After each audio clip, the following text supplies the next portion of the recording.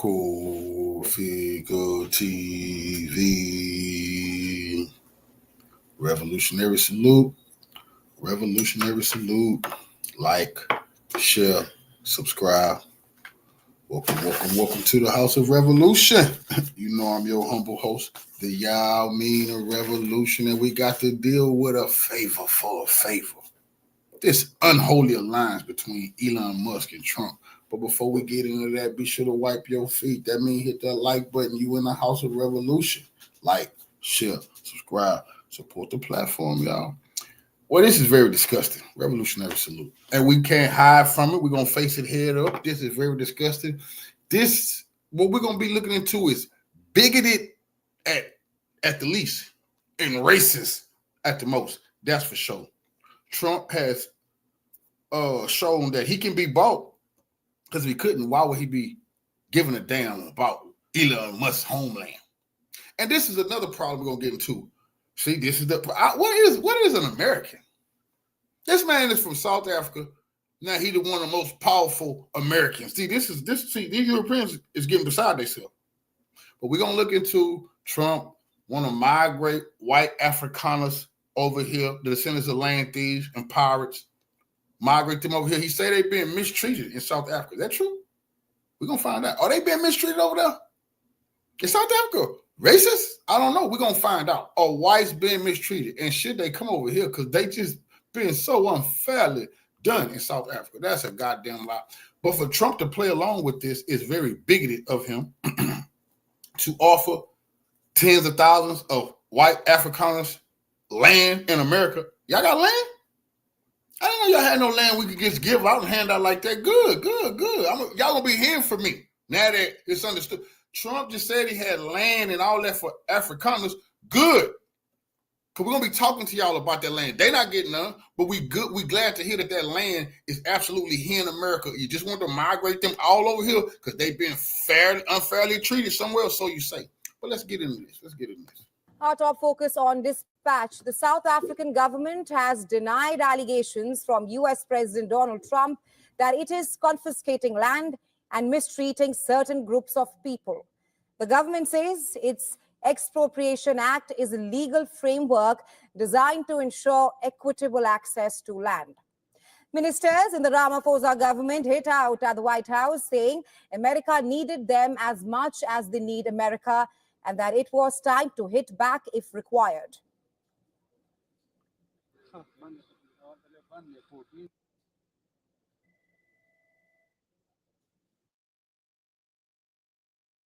You passed an Exploration Act, and therefore Trump will withhold funding to South Africa. And they said, let's not mobilize Africa. Let's withhold minerals to U.S. That is it. If they don't give us money, let's not give them minerals.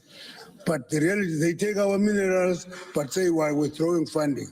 No, we have minerals in the continent. And therefore we have something that we have. We're not just beggars.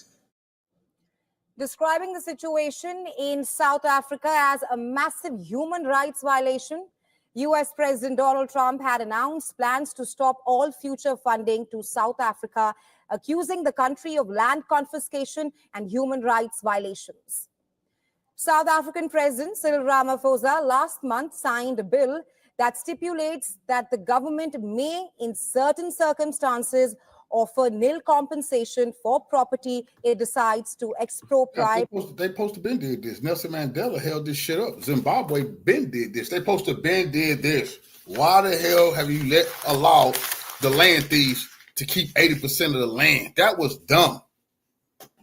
Then they talking about they farmers. You find a bunch of these people ain't farmed a goddamn thing. They just sitting on all that land. Just call yourself a farmer is a scam within its goddamn self. You ain't farming shit. You ain't producing nothing, just sitting on all that goddamn land. They should have been did this. In the public interest. Trump said that South Africa's leadership was hurting people's rights and carrying out atrocities. Lies.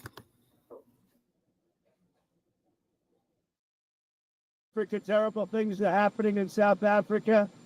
The leadership is doing some terrible things, Liz, horrible things. So Lies. that's under investigation right now. We'll make a determination.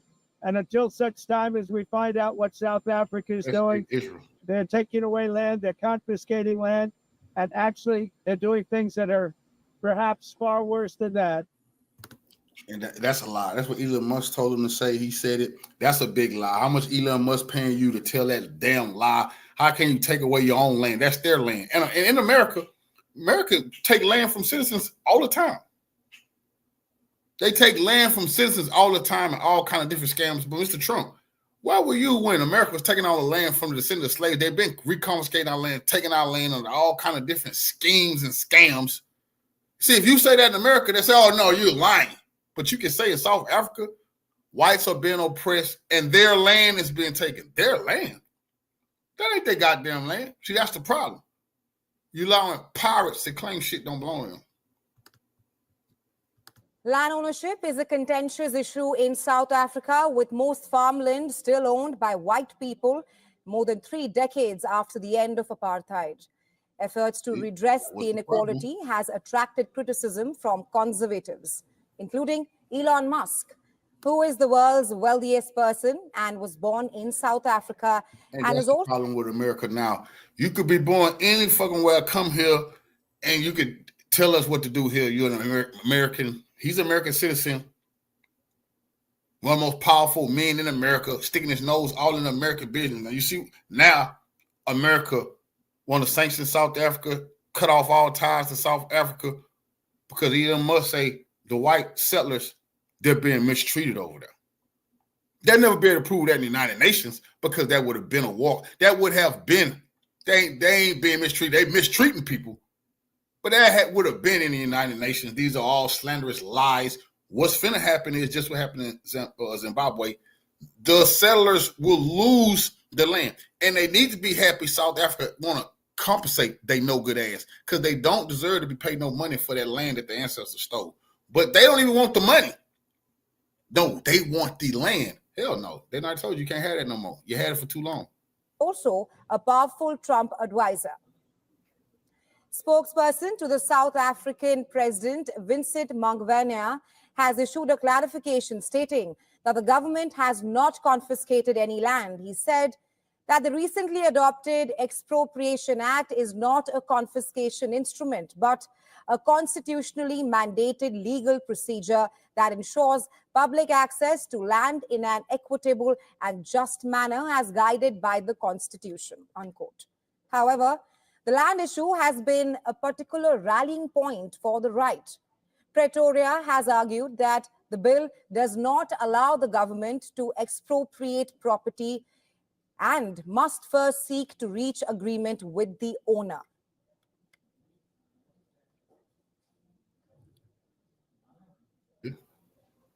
For more on this, our correspondent, Calvin Aug.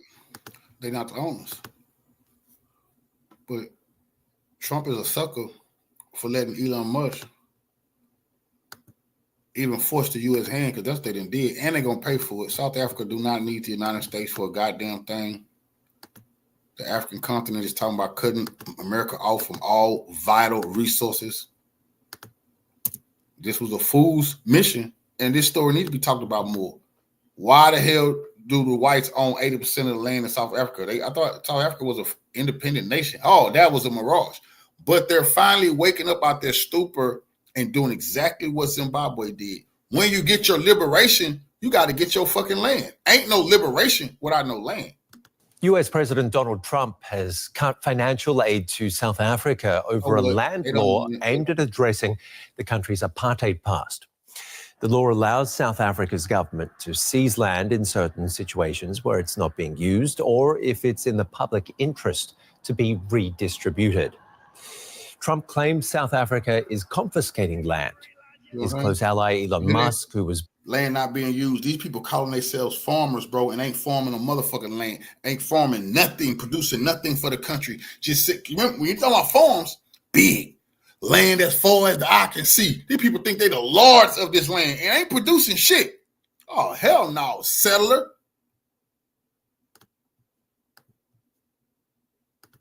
Was born in South Africa, alleges the law is racist. In cutting US aid, Trump also pointed to South Africa's case at the International Court of Justice, where it accused Israel of genocide in Gaza. It also accused South Africa. You see, Trump, one thing about Trump, he can't keep his mouth shut. He was supposed to just stick to the script that whites were being mistreated and unjustly targeted and land being seized. Don't bring up that the small hats is also telling him you do this to South Africa, because South Africa the one got their ass fried at the International Criminal Court. They the one started them cases. They got Netanyahu a war criminal now. Of supporting bad actors, including Hamas, Russia, and Iran. Tuso Kumalu is in Johannesburg for us. He told me about the response of South Africa's government to Trump's executive order. The government of President Cyril Ramaphosa here has categorically rejected all the assertions and the accusations that are made in the order that was signed by US President Donald Trump. In fact, the statement that was released by the Department of International Relations opens by saying it's unfortunate that all the contents of that order are based on inaccurate information, also saying it's regrettable that it doesn't appreciate that South Africa went through a difficult period, colonialism and apartheid, systems that dismantled people and caused a lot of inequality, which is what the government is trying to correct now. But it goes also further to say, to question why President Donald Trump is issuing or giving an offer to white Afrikaners to come to America and be refugees at a time when America is involved in massive arrests and deportations of people that are less privileged, and of course, refugees also included. Is South Africa considering countermeasures against the US? If you look at all what South Africa has said in this statement, South Africa says it is prepared to solve all misunderstandings and disputes using diplomatic means. This is also what President Cyril Ramaphosa said on his nation address on Thursday. He said South Africa will send envoys across Africa. No negotiating. They got to continue their plan to get their land back, so they will be a strong, they're a resource-rich nation. Hell no, whites cannot own 80% of your land. You're still slaves and beggars. Your economy gonna go through hell. You got to go through the hell to come out the other end, and that's a fact. No more straddling the fence. You got to side with China, Russia, Iran. You got to side with the revolutionaries. South Africa been having it too good for far too long, kissing up to the Europe, and then being part of BRICS. No. This is also because you're part of BRICS. So they can't have it in their mind to think that they have any time. No, the time is now. America is going to wreck your economy. You'll be all right. It'll straighten out. And abroad, just to explain some of these policies that South Africa is implementing and why South Africa is to implement them because of apartheid, and of course saying everything will be solved amicably behind doors so that they get a solution to this. But it is also worth noting that it's not only South African government that has reacted. We've got a lot of organizations that have stood up. The Economic Freedom Fighters Party giving a statement this afternoon dismissing all the allegations that are in that order, dismissing them as lie. And of course, surprisingly, even... You know what's so crazy? South Africa got whites-only towns, whites-only restaurants, whites-only communities. That and what's supposed to be African nation. This is the arrogance of these motherfuckers. They really want to rule these black people. That's what's on their mind. They don't give a damn about no equality and everybody having something. Hell no. They want to make sure they have way more than these people in these people's own land. And Trump, he made a terrible mistake letting Elon Musk puppet him on the South African issue, because in the end, he got too much bullshit going on to absolutely think that America could just all the way focus on South Africa. Fuck no, but South Africa can all the way focus on taking care of this problem. Trump got too much on his plate. Some of the organizations that are being accused of fanning or encouraging Donald Trump to do this, they've come out to say they have been misquoted. This is not what they want. And of course, we had a tweet from the Secretary General of the African National Congress, Ramaphosa's party, that was tweeted this afternoon saying, "We shall not be bullied." And just to explain to our viewers, the South African law that Trump references in his order concerns the distribution of land. What role has land played in South Africa's history during apartheid and also now? If there's anything that hurts South Africans most, you can't take these people serious. But in one breath, they saying that the imposters got the right to their God-given land that the Most High gave to them in Israel. They keep saying that.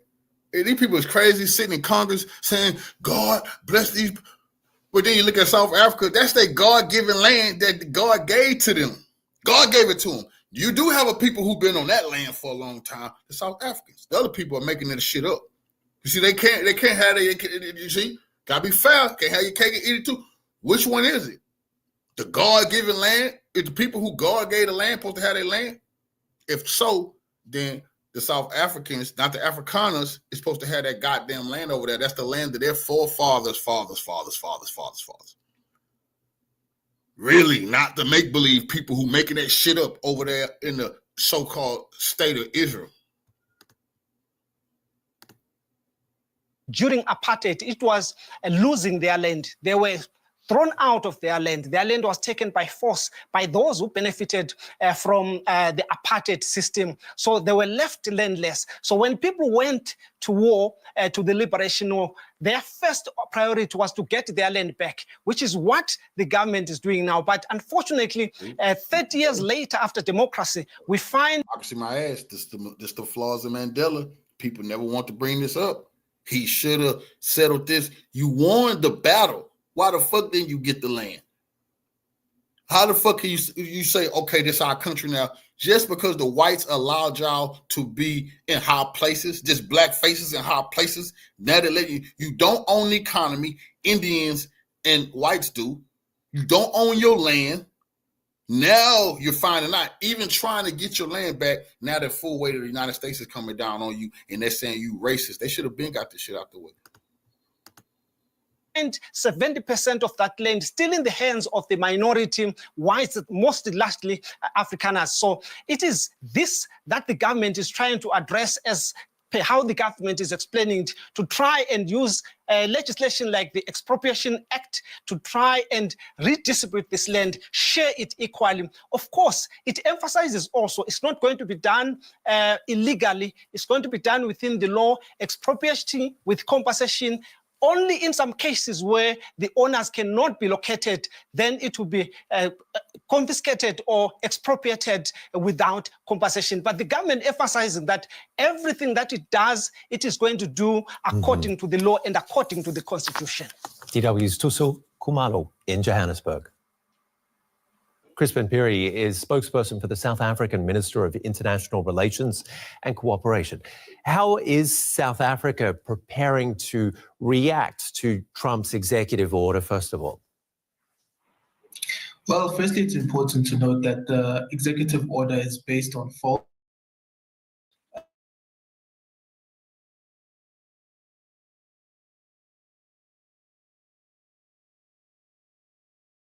main laws of the United States, and I believe even Germany would have such a similar law. It's not a land seizure act. It's not a land seizure law at all.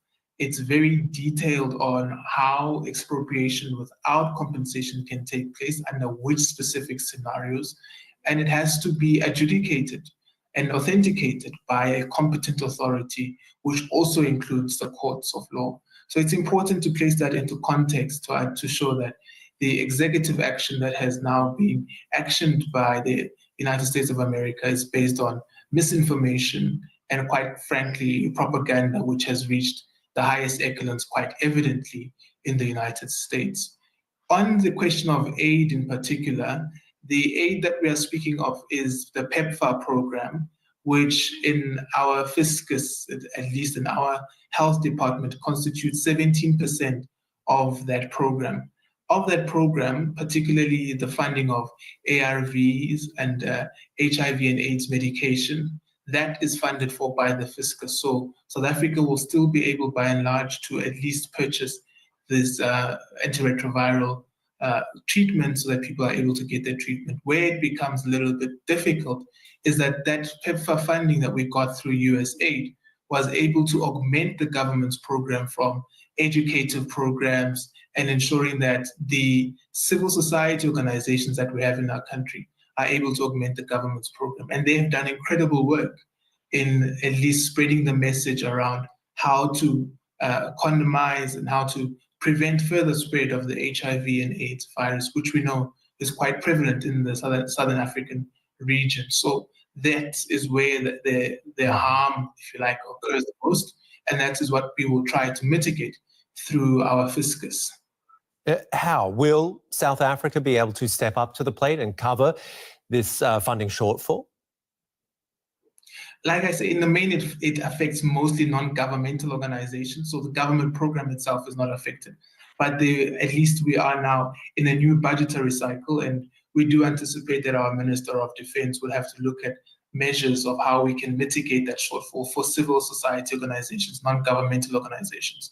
That is something that our Finance Department and the Ministry of Health are working hard to mitigate. At the same time, is South Africa considering countermeasures? Well, we're not at that stage yet. What we are insisting on is proper dialogue with our counterparts in the United States.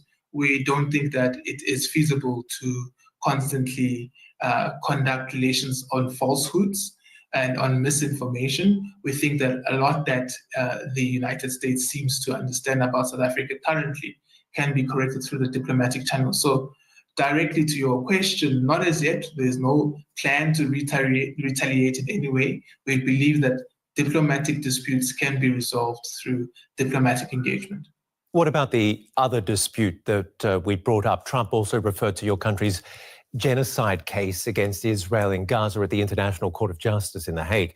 How much international opposition is South Africa willing to accept in pursuing its case? It's a matter that's sub judice. It's already before the courts. We expect that Israel will be able to respond in June this year, and then the ICJ will be able to adjudicate the matter. It's not a matter that we took on lightly, but it's a matter that we took on in pursuit of our own obligations in terms of the Genocide Convention.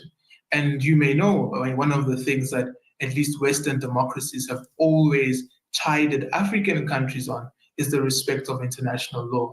And that's exactly what we seek to put forward through the ICJ case. And, one of the falsehoods that are constantly peddled is the idea that we got this funding for the case from Iran, or we are in the same bed as Hamas. These are some of the rumors that we have seen being peddled and falsehoods that are being peddled. We are a sovereign state pursuing our foreign policy in an independent manner, but also acting consistently with the United Nations Charter and international law. And if some Western nations have decided that international law should not be exercised by an African country, then maybe that is a conversation that must be had in the open, but it mustn't be masqueraded in the manner in which it's being masqueraded on us now. Okay, we'll have to leave it there. Thank you very much for your response here on DW News. Crispin Perry, spokesman.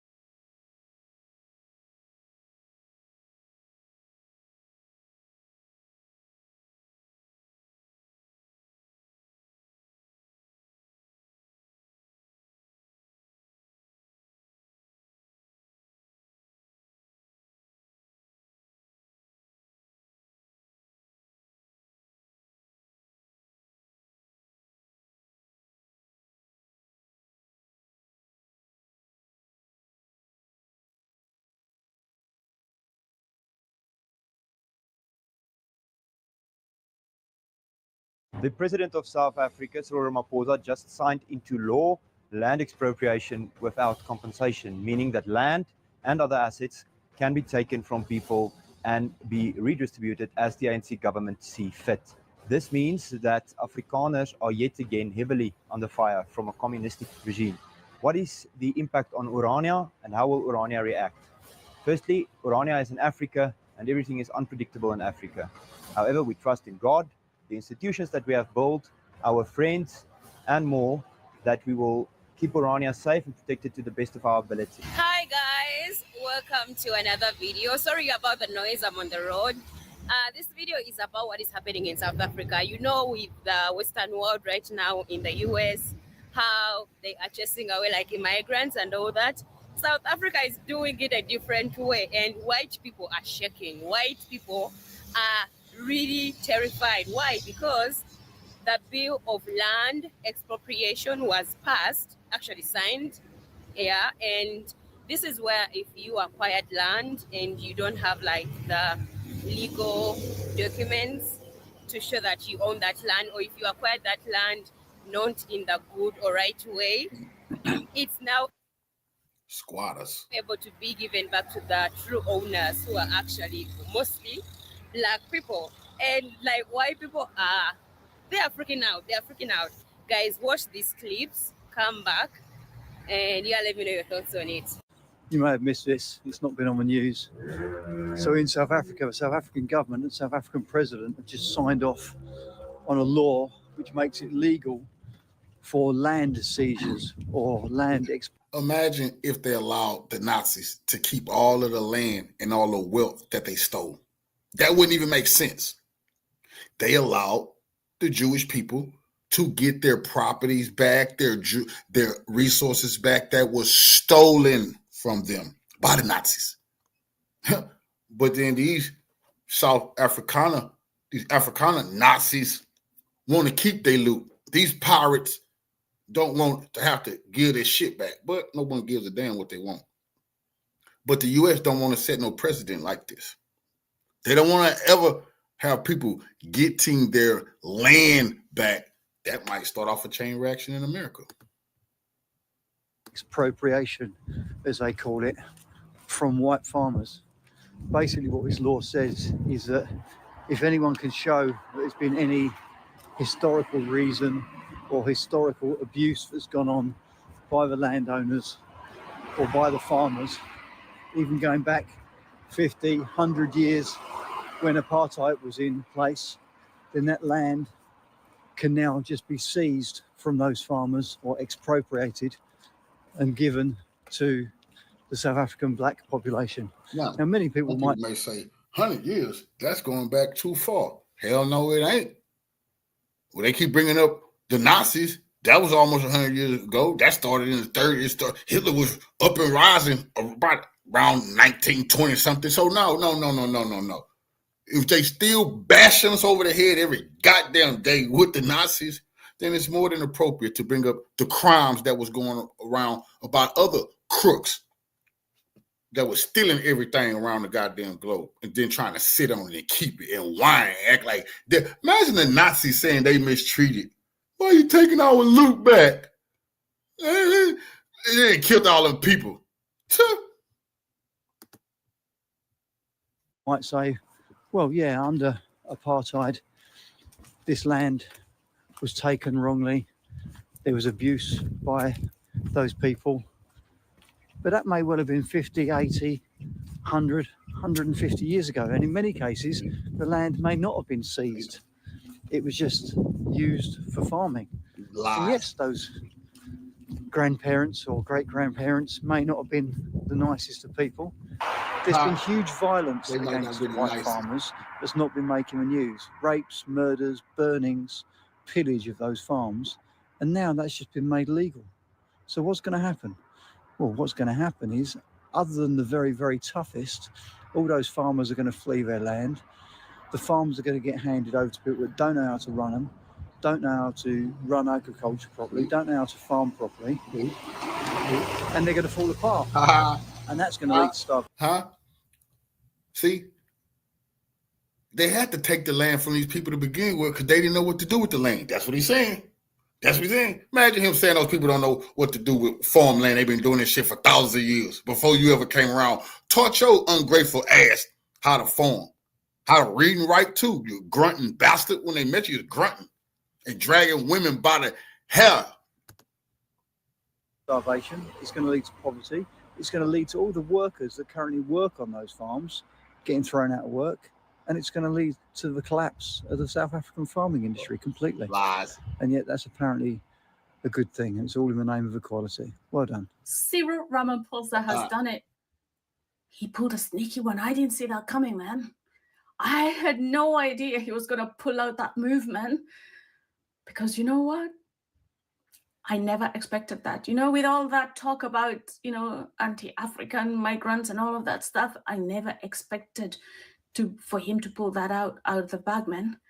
So he signed a bill that basically means that people in South Africa have to prove where their land came from. Man. And that is how it has rustled. Imagine a bill like that in America. Do you know, you're going back to, we go back to Black Wall Street. Do you know how many stories been told? These people stole our land, just seized it, ran people off their land. Then they sitting on fake deeds right now. It's a bunch of towns in America where it's just a wink and a nod between the good old boys who elected sheriffs and mayors and all that. How everybody got this type of shit and how some of the families way better. They done ran people off their shit and then know they don't have the proper deeds going back to us. It's all forged. And court records and stuff, they know it's forged, but they ain't gonna tamper with the real. They know they can't sneak the proper bills in there, but they just lying and, you know, swindling for the time being. But come on, man. This is a historic thing South Africa is doing. They say, hey, just prove to us why you have 30,000 acres. Just prove to us that your great-grandfather bought it from the government legally. Just show us some type of bill to say you actually bought it and wasn't a pirate who seized this land. A lot of feathers. And why would it if you bought your land legitimately? Why would you worry if you've got the receipts to prove that your land came from legitimate sources? You know what? It's all happening. Things are shifting, man. Things are shifting in real time. And you know what? The days of a thief are numbered. And people are not happy. People are worried because of what that means. That you have to prove that your land was legitimate? Interesting. And I saw videos of people that also live in Orania. And in my head, I'm like, you guys, why are you freaking out? If you think you own... Trump said he come over here. Trump said he had land and resources. That's why I started this live off of saying, I'm good. We clipped that. We'll be letting them know we want to talk about that land. It ain't going to them, South Africans. No, hell no. It's going to us. You got land you ain't tell us about? They just can go put people on their feet. That's disgusting. We didn't know that. But Trump just proved it. It's plenty of land and grants to get you right. He said it. But they're mad at him saying, oh, hell no, man. We don't want to come over there and get none of that land. We want you to bully these blacks. Bully them.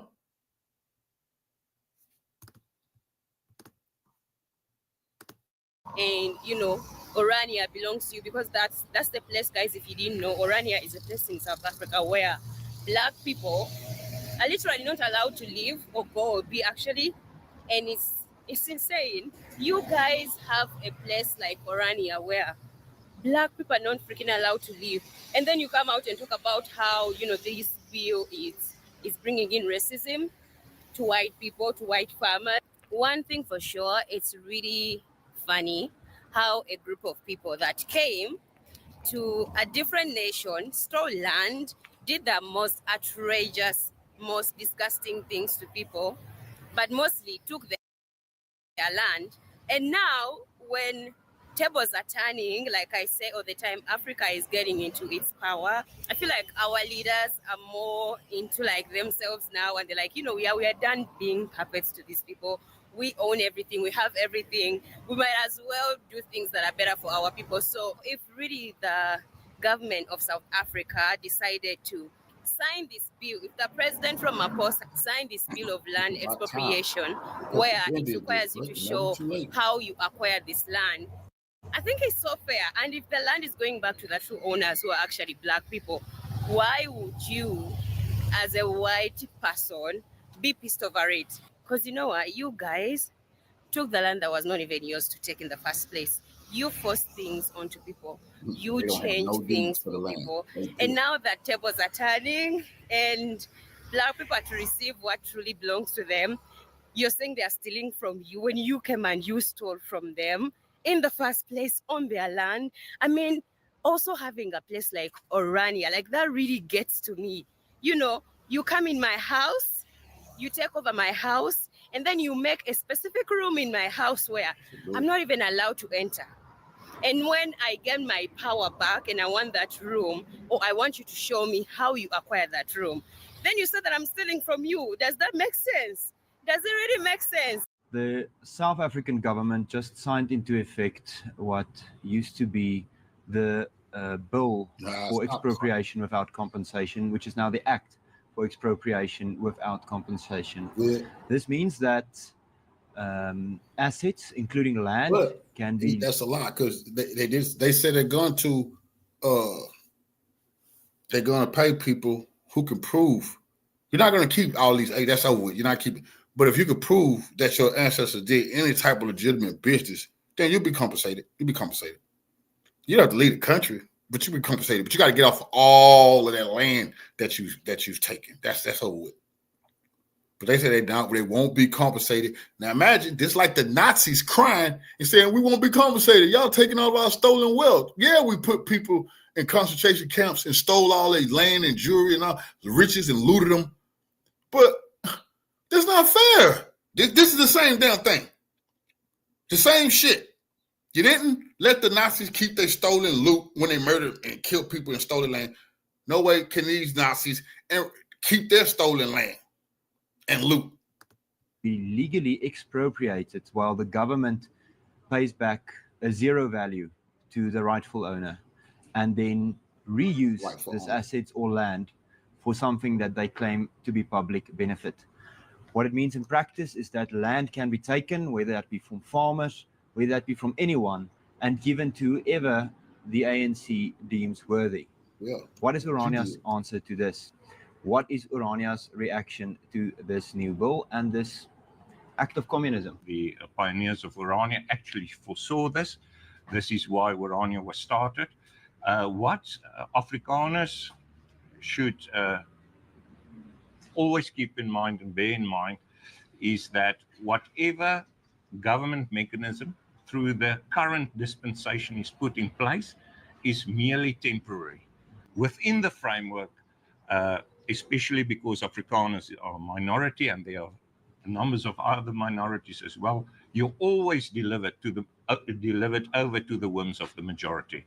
And we must bear that in mind, and the fact that this was signed into law under a so-called government of national unity should also be a canary in the coal mine to show you that within this dispensation, the mechanisms, the checks and balances is not sufficient enough to protect Afrikaner interests in the southern point of Africa.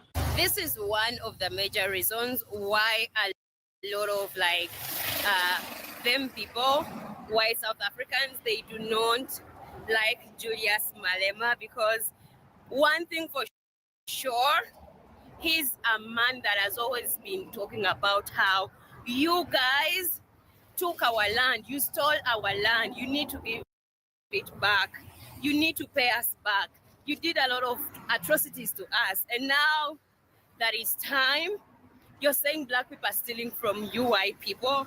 How does that even make sense? And the question is really, if you acquired these lands in good terms, you have the documents, you have everything that is needed, why are you scared? Why are you shaking? You might as well just show your papers, your documents, and you're good. And you can stay on your land. I mean, it is what it is, but don't come on here really and say black people are stealing your land when you and your ancestors stole it in the first place. That was not even yours to take to begin with. So this excuse of, oh, white farmers are being taken down by black people, there's a lot of that is going on, from black people to white people in South Africa. I think that is just an excuse for you to have something to say, because you don't want to leave Africa. You don't want to leave South Africa because it's giving you a lot of privilege that you can't access anywhere else, even in the Western world, even if you're a white South African. So the president that many black people have called a sellout, while some white people have been looking at him with caution, people like Rob Hertzhoff, and they began to hate him because they thought that he was boiling the frog slowly so that the frog can get to boiling point without knowing that it's being cooked. He has struck with a very strategic move that he and the ANC have made. You see, many people think the ANC has got stupid people. These commies are not stupid. That's why they out-negotiated the DA in the GNU. So what it is that they have done, and the trick and way it's going to be played, is when you read the terms of compensation. And this is what they say. The preamble, which is labeled property, point 25, and then you go to section 3, it says the amount of the compensation and the time and manner of payment must be just and equitable, reflecting an equitable balance between public interest and the interests, all right, of those affected, having regard to all the relevant circumstances, including number A, the current use of property, the history of the acquisition and use of the property, the market value of the property, and the extent of direct state investment and subsidy in the acquisition and beneficial capital improvement of the property and purpose of expropriation. Right there, the ANC has got the terms and conditions that allow them to take land without compensation. How? First of all, they did a land audit. And when they did a land audit, they discovered that 79% of the land is in private hands. After that, they also discovered that 14% of that land is government land. Then they discovered that there's another 7% or 7.7 million hectares of land that is not registered. With that, they know that among the private properties of land parcels in South Africa are lands that were given to white South Africans in particular after apartheid by the apartheid government so that white people would have property while black people don't. Many of the white people worked for parastatals and government departments, but they did not pay for that land. This is why the process of determining the value of the land will look at how that land was acquired since 1913. They will see who paid for land, did they pay market value for the land, and did they get state subsidy in order to own that land. They also know that it's not only land that is being taken here with this expropriation, they've also looked at houses. Many white people got houses, buildings, some stole them once the apartheid government fell apart. And this is what the ANC is going to expropriate without compensation or paying the people a fair value compared to what they paid, because most of these people either didn't pay anything or they did not pay market value. It's genius. It's a way of correcting some of the injustice perpetuated by the apartheid government. So here is where the genius of what it is that the ANC is doing comes in. Number one, they're going to achieve restoration of land and properties. Remember, it's not only land, but it's also buildings and houses that the ANC seeks to expropriate. Number two, they're going to ensure that those people that did not pay market value for those properties are going to pay back the government of South Africa for the unjust benefit that they got. Number three, they are going to extract reparations from property owners once they start the expropriation process. And this is how it's going to happen. So the state, the ANC wants to retain power in the next elections. For them to do that, they've got to give black people land. And they have got enough land as the state to give significant amounts of land for farming and for construction with this 14% of land that they hold in South Africa. In the private land, they know that there are a number of private landholders and property holders that did not pay for that land because they got it from parastatals and the apartheid government just on the dawn of independence in order for the apartheid government to empower white people to be property owners in South Africa. There's going to be a significant amount in this 79% that has not been appropriately given title. More importantly, ones in which the owners of that land cannot prove when they purchased it, how they purchased it, and more importantly, they're not going to be able to prove that they bought it at market price. And if they did not buy market price, they cannot expect to be paid a market price by the current government. They'll be given a discounted price in the same way they were unjustly enriched by land that they did not pay a full price for. Most of the videos I've seen of people that are scared of this bill, it's mostly the white people. Why are you guys scared? Because I do believe if you own something and like you have every means of it that is in your possession, why would you be threatened by the government saying, you know, we want to see documentations, we want to see, you know, how you acquired this land, we want to look into things. And if you have everything, why would you be scared? Make it make sense. It just doesn't. So I love seeing this, and I think Ramaphosa really has redeemed himself. That, you know, some of us were seeing him as someone who was not caring for his people, but the fact that he wants to kind of redeem himself and, you know, give back land to the true owners that are Black people, their land, it's amazing to see. I love seeing that. And this is the Africa we want to see. This is the Africa that we want to be in and embrace and really appreciate, you know, seeing that your leaders, however crazy they might be, they are still willing to, do some things that actually make sense and benefit their people, because that's what we vote them for, right? Yeah, but yeah, guys, that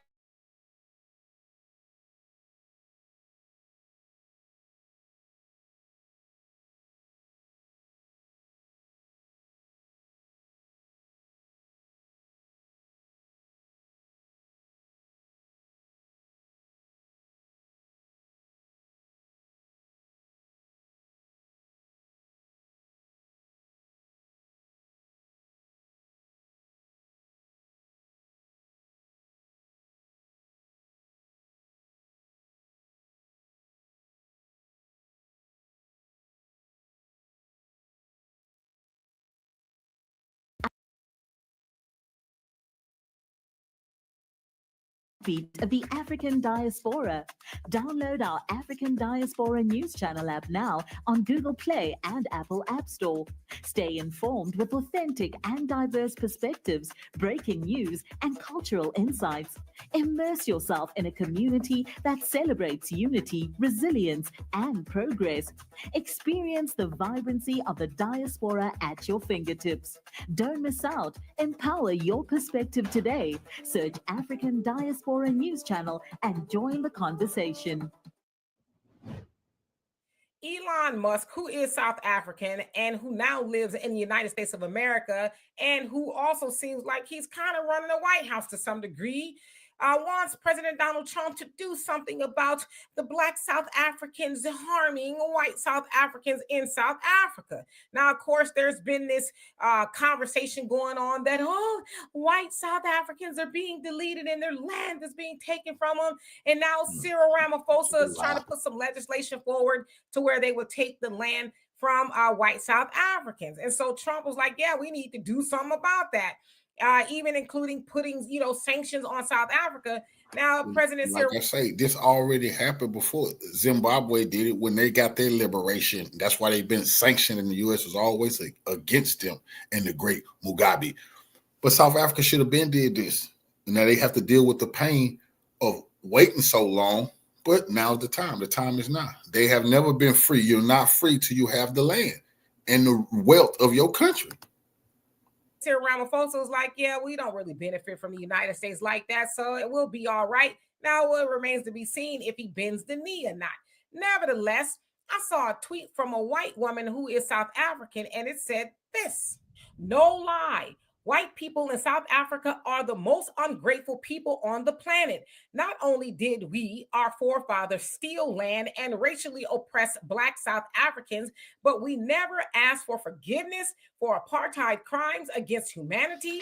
Nelson Mandela and the ANC extended a hand of reconciliation to white South Africans, and yet we have never repented for apartheid or made reparations. And now we have this right-wing Afroforum, protector of white supremacy, asking U.S. president for sanctions against South Africa. Unbelievable. I have long said whites in South Africa have no moral compass.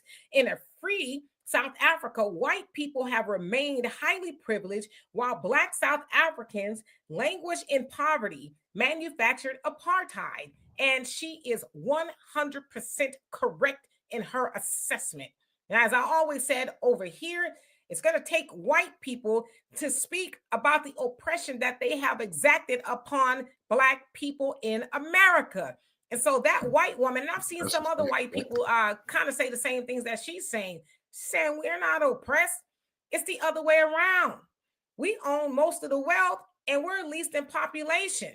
And we've never atoned for what we've done to Black South Africans under the apartheid era. And so she's basically saying, knock it off.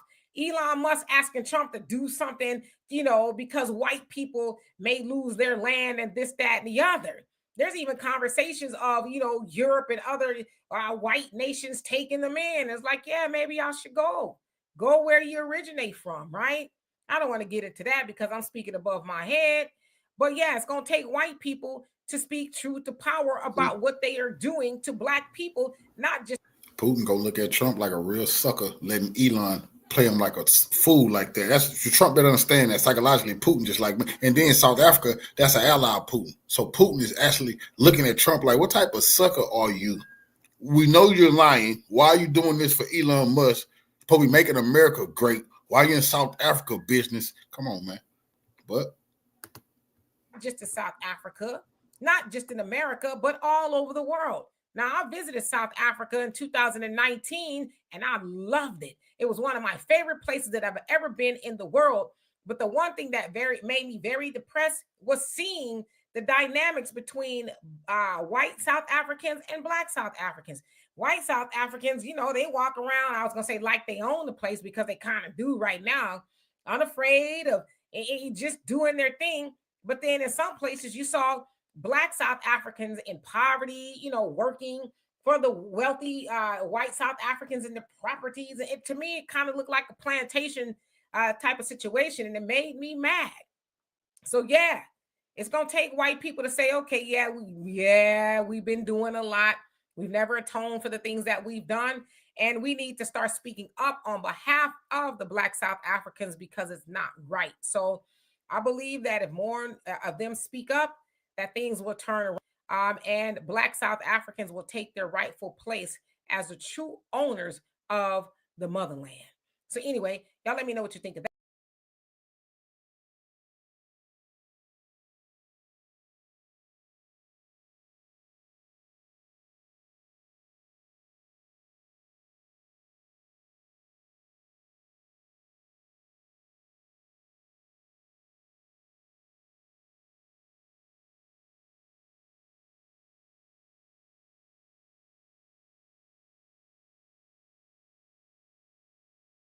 South Africans, come here. Come get your dude. Why? Somebody explain to me why. Please, get your dude. No, please, Americans, you guys can keep Elon Musk. You can keep him, please. We only use the name Elon Musk when it's necessary, when we need it. When we have those stupid fights like, who has the richest man in the world? And we're like, South Africa. Then it's like a necessity at that time. But do we want him? No. You can keep him. Come on. Please, you guys have had him for the longest time. He has benefited from your economy. Use him accordingly, please. Okay, listen, speaking as a South African, I think I can speak for a lot of us, maybe all of us, when I say, please don't send Elon Musk back. Also, please don't judge us by him. We all have that, really weird, kind of messed up member of the family. You know what I mean? Every family's got that one nephew, or that, dodgy uncle that comes to dinner, and always, lingers a little too long on the hello kiss. Do you know what I'm saying? We all have that one dodgy member of the family. Elon Musk is South Africa's dodgy member of the family. He's like the uncle that you really don't want to invite to Christmas, but you kind of have to.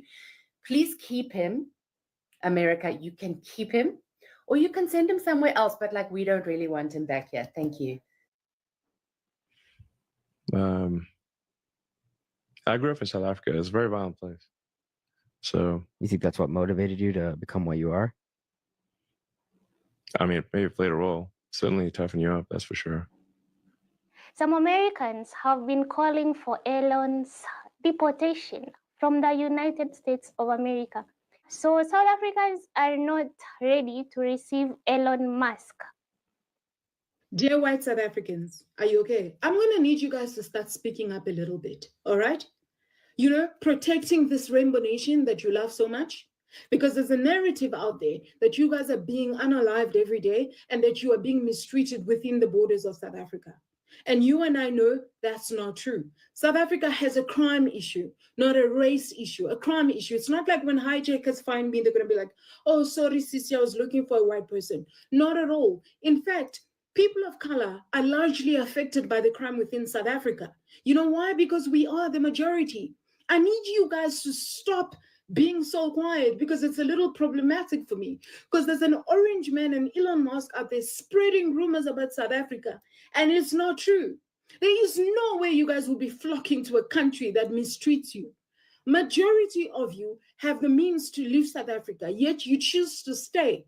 You need to tell the world why you're staying. This is the time to speak up about this beautiful country that you love so much. Thank you. But anyway, guys, we know that Elon grew up in South Africa until when he was 17. And that is when he decided to go elsewhere. So apparently, Elon's childhood was not a lovely one. I think he had some childhood trauma. Let's just listen to him and then we'll be back. I lived in South Africa till I was 17. And then I was able to get Canadian citizenship through my mom because she was born in Canada. Okay. And so I was like, well, I left when I was 17. So, I think my views of South Africa are somewhat scarred by kind of a negative childhood experience, like literally scars. Yeah. I have literally quite a few scars.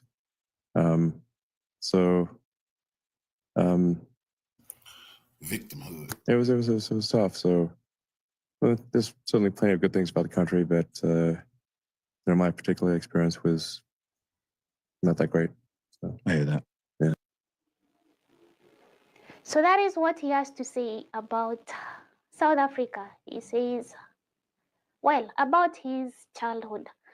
And maybe that is why he doesn't like South Africa. And even if he were to be deported back to his country of origin, which is South Africa, I mean, where he was born, I don't think he can actually take that step because chances are very slim. But anyway, this is what Julius Malema had to say just, I think, a day ago about Elon Musk. Let's listen to him and then we come back. Whatever Elon Musk wants to come and do here, you must make sure there is participation of the previously disadvantaged people. Black people must participate in that transaction because we want to take land and give to the landless so that they can produce for their own sustainability, but for the sustainability of South Africa and the world at large, because we think it's the right thing to do. BEE, broad-based economic empowerment, it's a policy that should be implemented, whether there is Elon Musk involved or not. It must not be a policy for certain people and a policy for other people. Well, we always put an emphasis that there should be more money into research and innovation if we are to, keep up with the AI. China has got capacity to overtake America So apparently the future is AI, and we know how Elon is in terms of this high tech and everything else. He even wants to go to Mars. And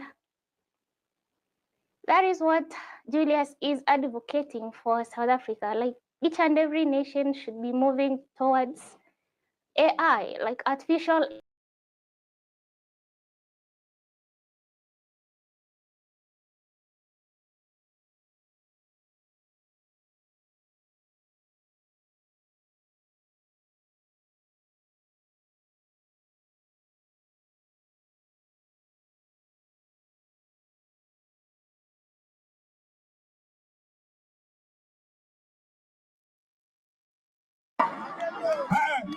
These whites, they belong here with us.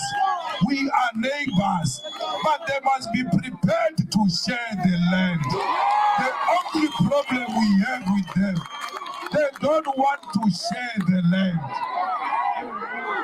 Now they say, hey, Malema doesn't want white people. I never said that. I said I want the land. I never said I don't want white people. When you want the land, they say, you see, he doesn't want white people. They are deliberately lying. They are deliberately distorting what the EFF is saying. The EFF says, we want the land. The EFF never said one settler, one bullet. The EFF never said the settlers to the sea. It is the settlers themselves who said they are going to Australia. And I said, leave the keys of the tractors when you go to Australia. I never said they must go. The reason why they said there is a white genocide, they want America to invade South Africa. The same way they did with Iraq. They said there were weapons of mass destruction, and they fed that through embedded journalism. And everybody believed there were weapons of mass destruction in Iraq. They invaded Iraq. They killed Saddam Hussein. Till today, we have never seen a piece of a weapon of mass destruction. That's what they are doing with South Africa here. They are preparing to invade South Africa through embedded journalism by saying there is a white genocide when there is no such. They want to spread that narrative. Yes, welcome all of you, my dear lovely family, dear friends, fellow Africans who are here in the continent, and to those also who are in the diaspora. Yesterday, I shared the video concerning about sanctions imposed by the President of the United States of America, Mr. Donald Trump, to South Africa. In that video, I asked, do you know why America stationed the military base in Botswana near South Africa? So some of our followers tried to give us the answer, but some of them said maybe strategic security to America, trying to fight jihadists and the terrorists in the region. But today I brought you these words of Julius Malema, try to connect dots from what Malema is saying. And of course, I said this many times that if we are not careful, we are going to see what happened in Libya. So already America has started to punish South Africa, not militarily, but already South Africa is getting consequence because South Africa trade AGOA benefit ended.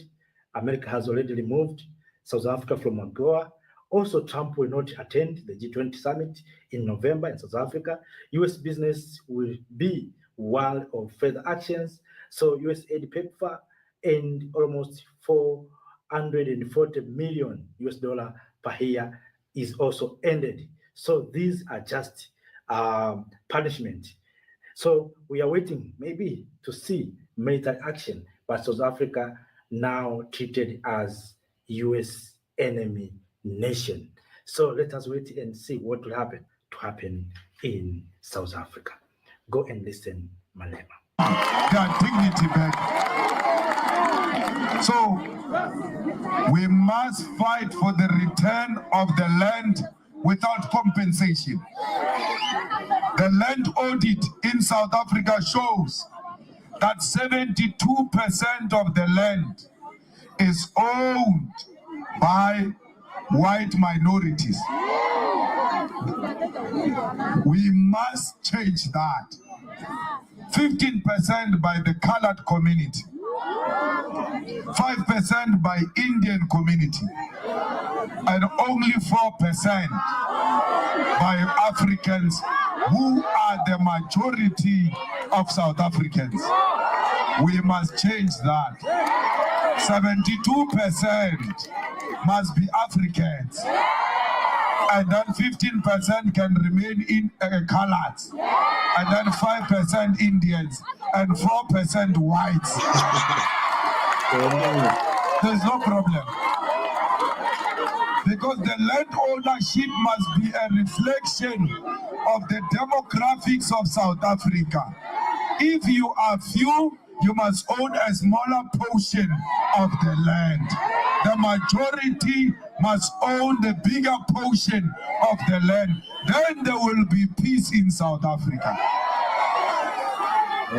So when we say to the people of South Africa, occupy the land, we don't say do an illegal thing. It is a right thing to do because it is your land. How do you say we are wrong by asking people to go and occupy what is rightfully belonging to them? It is your property. I can't say to you, go and occupy your house, and I'm told I'm doing a wrong thing. The land belongs to you. You must continue to occupy it. It's your land. And never so imagine that.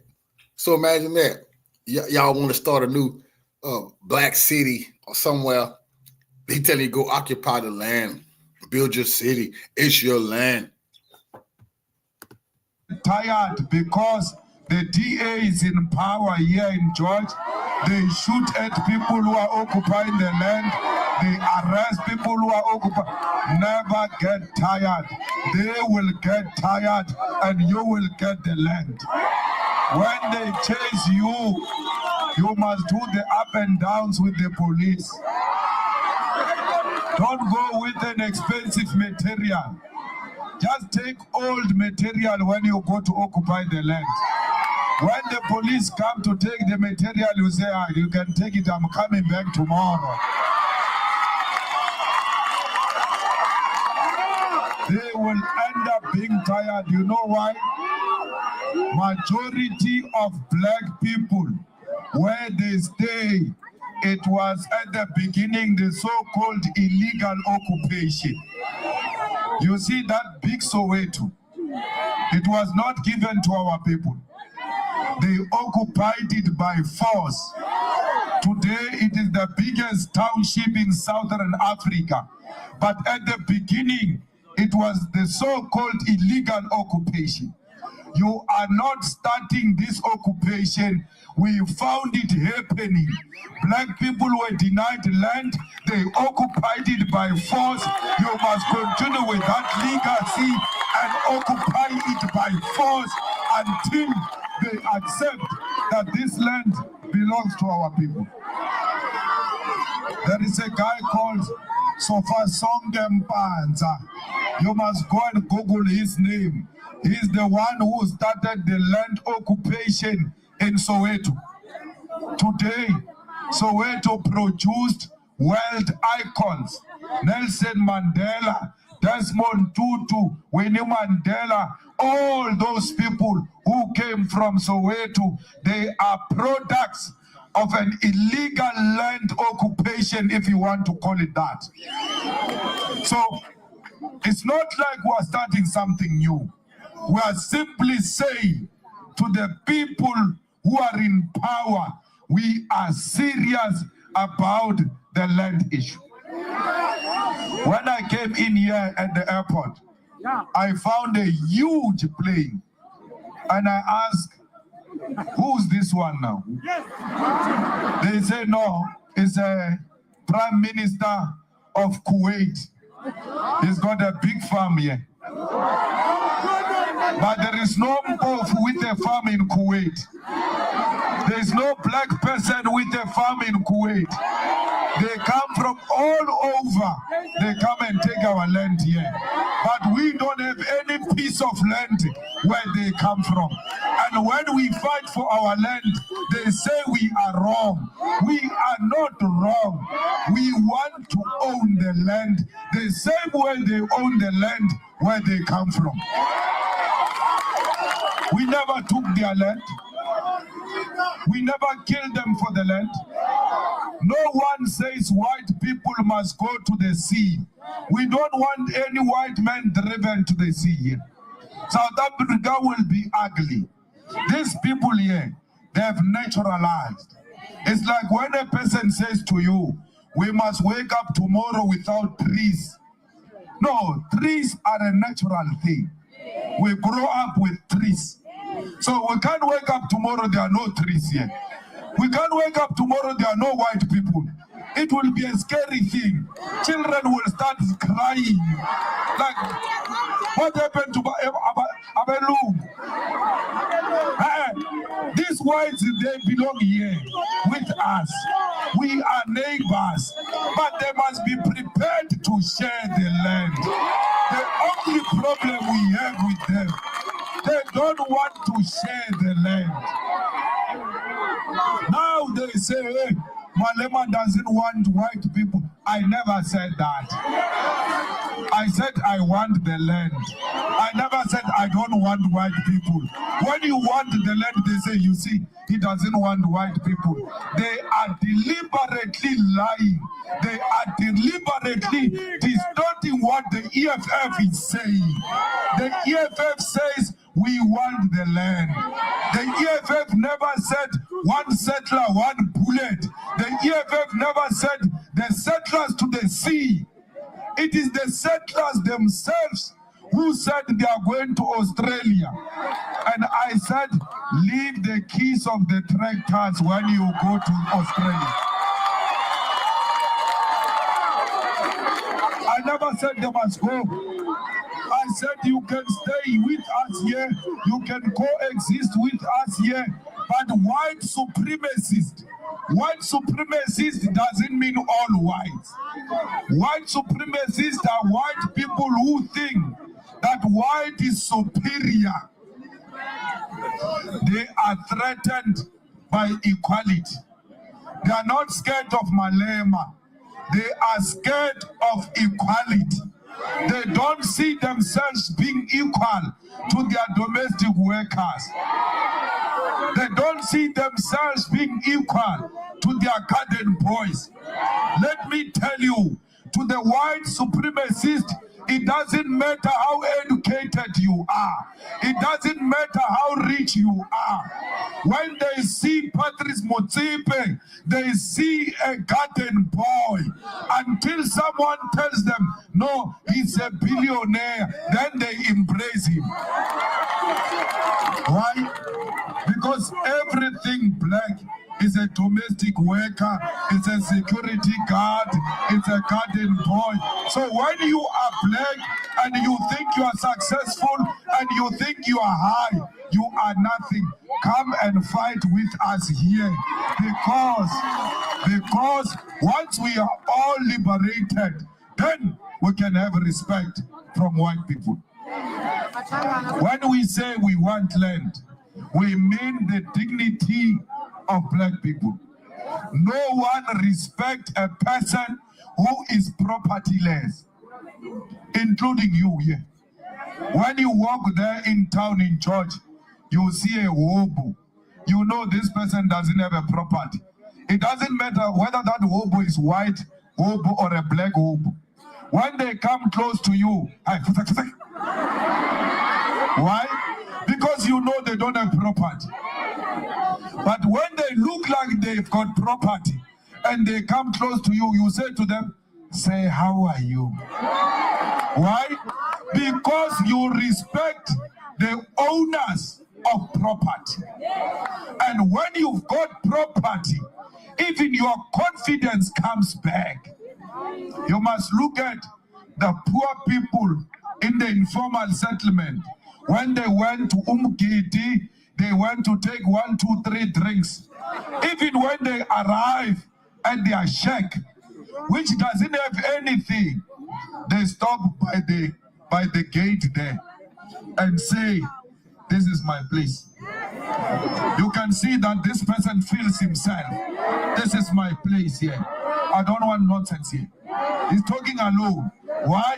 He feels like, I'm a person now. Gumtu. Because I've got a property. So we want you to be people. Because you are not people in the eyes of those who own property. They see you as subhumans. Why? You don't have property. You don't deserve rights. You don't deserve respect. They can kill you at any time and say that you looked like a baboon. They thought you were a baboon. Why? You are propertyless. But the day, I've never heard them saying, "We killed this farmer. We killed this owner of a shop. We killed this educated person who's got his own properties by mistake, and we've mistaken him or her for a baboon." All those who get confused with baboons, all those who are fed to lions, are the people without property,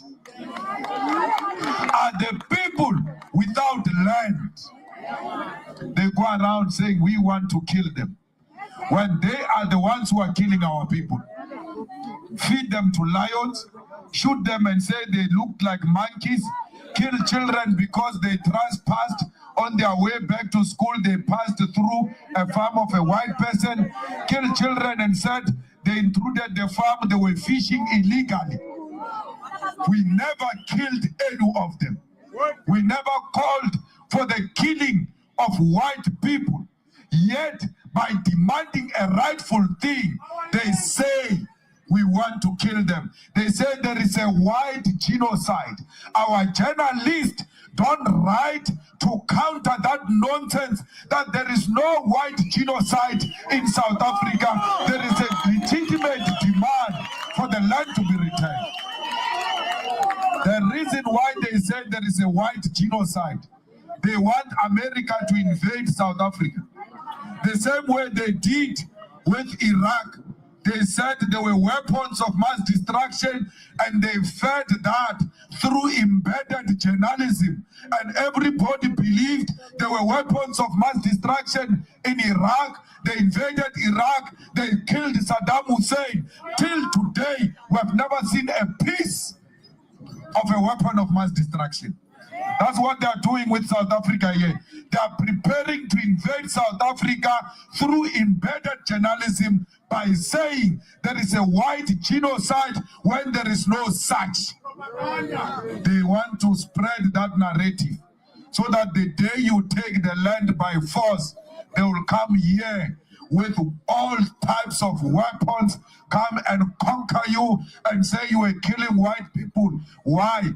There was never an alternative narrative that said no whites who are being killed in South Africa. If there is anything, there is crime in South Africa which affect black and white. So you heard from Malema that America want to punish South Africa, and of course, even those who own the property, who own the land in South Africa, especially minority white people, want America to punish South Africa. So you heard America talking about relocating these Afrikaners, white people in South Africa to America. So why America want to take white people to America from South Africa? So it means black people will remain in South Africa. So America can do anything, can invite South Africa, can punish South Africa, and already America has withdrawn from UN Human Rights Council. So no one will ask America why you are punishing the people of South Africa. why you are doing what you are doing.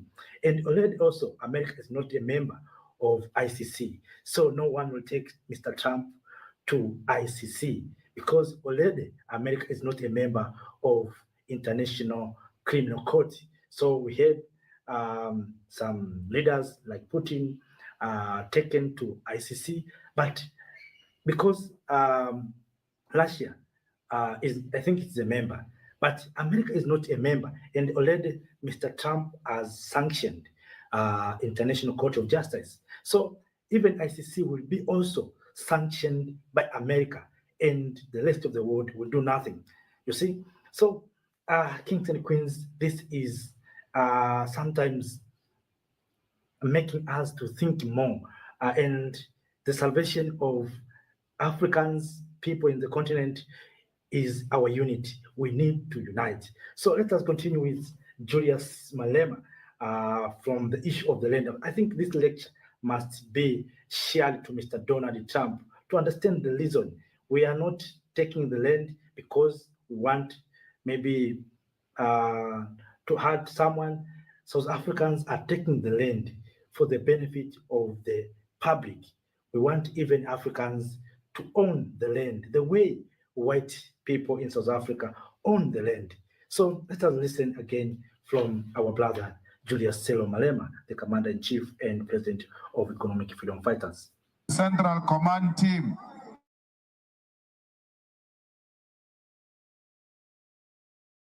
Day in the history of South Africa. 366 years ago, some people arrived here and took what rightfully belonged to us.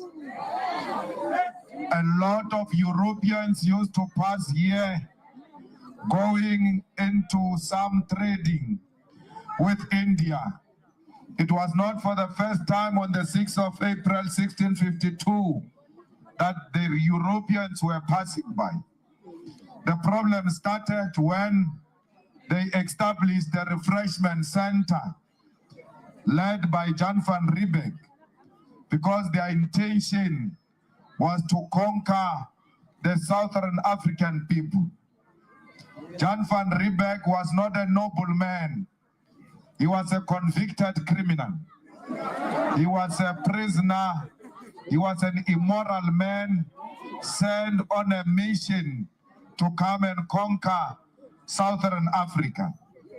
Their claim was that the Khoi and the San did not have title deeds, and therefore South Africa was no man's land. But title deed is not our thing. It's a thing of Europeans. And therefore our ownership of the land cannot be judged on the basis of what is a requirement according to European laws.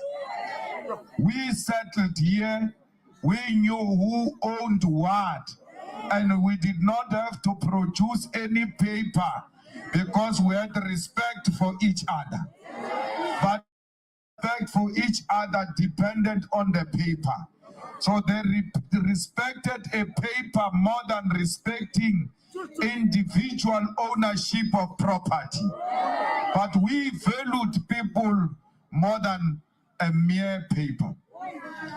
Then on the same day, in 1979, there was a young child called Solomon Mahlangu who was killed. So therefore, 6 April is an important day here in South Africa. We want it to be declared the Land Day in South Africa, which will be celebrated by all, because our children must know the history of South Africa. The problem started with the land disposition.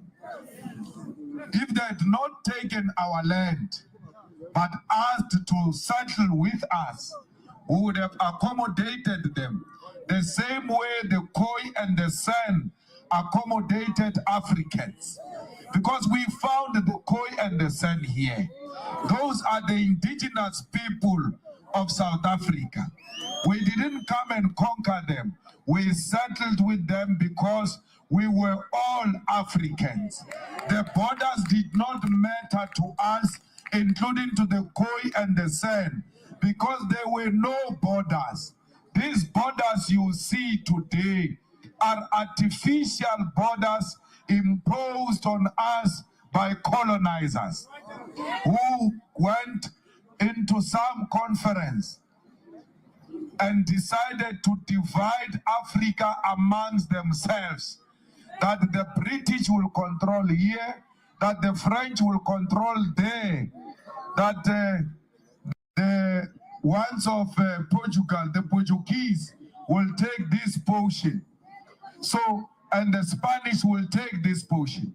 Divided Africa, not because they had the interest of Africa at heart, but they were pursuing their own colonial conquest of Africa. Today, we want to worship the borders. We call people Makwere-kwere. We call people Zimbabweans. We call people Mashangane, because we were told by our own colonizers that we must not love one another. We must kill each other because this one comes from that border. Those are not our borders. They are the borders of the colonizers. We are one thing. Africa is not a continent per se. It is a country. We are one big family called Africa. They divided us because they know that the unity of Africans is a threat to Europeans. But the day we are united, all of this suffering will come to an end. Because the unity of Africa means the land in the hands of Africans. The unity of Africa means the mines in the hands of Africans, the banks in the hands of Africans, that every strategic sector of the economy must be in the hands of the people. So today, many of you here are not working. And you are unemployed, not because you are not educated. You are unemployed because you don't have the land. If you look at Amapunu, when their children don't go to school, they are never said they are unemployed.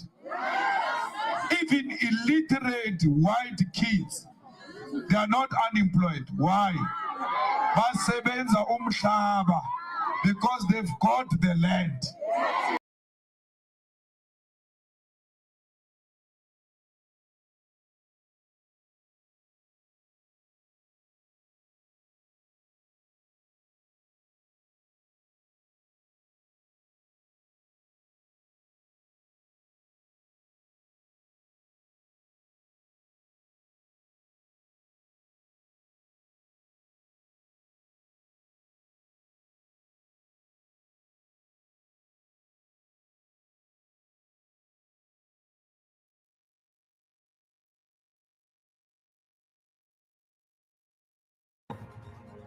The EFF has hit back at Elon Musk after he called for Julius Malema to be declared an international criminal and for immediate sanctions to be imposed on him.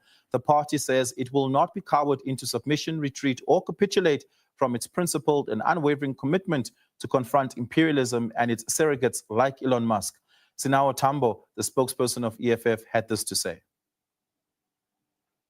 The economic freedom fighters is not fazed by the declaration made by owner of X, which is formerly known as Twitter, SpaceX, Starlink, Tesla, and the recently so-called director for the Department of Government Efficiency in the United States of America, who has made a declaration that the president of the EFF, Julius Malema, must be declared as an international criminal. As part of the general hysteria that has overtaken governance in the United States, Musk has assumed the role of a global billionaire maniac who has grotesque wealth that has overwhelmed him and made him think of himself as a supreme ruler of not only the Oval Office, but of all nations of the world. The commander-in-chief and president of the EFF has been at the forefront of struggles for the African continent and the diaspora since his activism as a young person in the former liberation movement of South Africa. Central to his perspective, not only on economic freedom and the emancipation of African people, has been a staunch opposition to Western imperialism and all of its manifestations. It is therefore not surprising that Julius Malema will be declared an enemy by the global capitalist establishment, an agenda advanced by the likes of deranged individuals such as Elon Musk. However, the misconception and mischaracterization of the president of the EFF as genocidal is a sideshow that seeks to undermine the ideas which he represents. The EFF and all people who have been at the yoke of oppression perpetuated by the USA and its allies are bound to naturally be the quintessential enemies of billionaires who capture states and manipulate narratives and misuse their control of governments to cast aspersions against their natural enemies. The EFF takes this opportunity to tell Elon Musk and all of his allies, the USA and Israel, the right-wing groups in South Africa, which have mobilized Musk to collectively go to hell.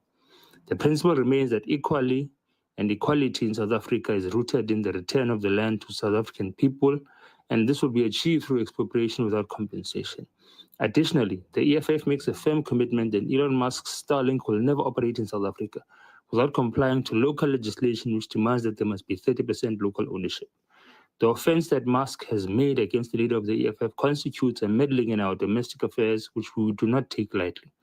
And he must be viewed as an imperialist who seeks to undermine the economic and political sovereignty of South Africa through sanctions and is part of a mischievous attempt to sever relations between South Africa and the USA. The EFF declares Elon Musk as an enemy of South Africa and a capturer of governance in the USA who will lead to that nation's downfall. All progressive nations, including Russia, China, India, and all African states, ought to isolate and reject all enterprises pursued by Elon Musk in their nations.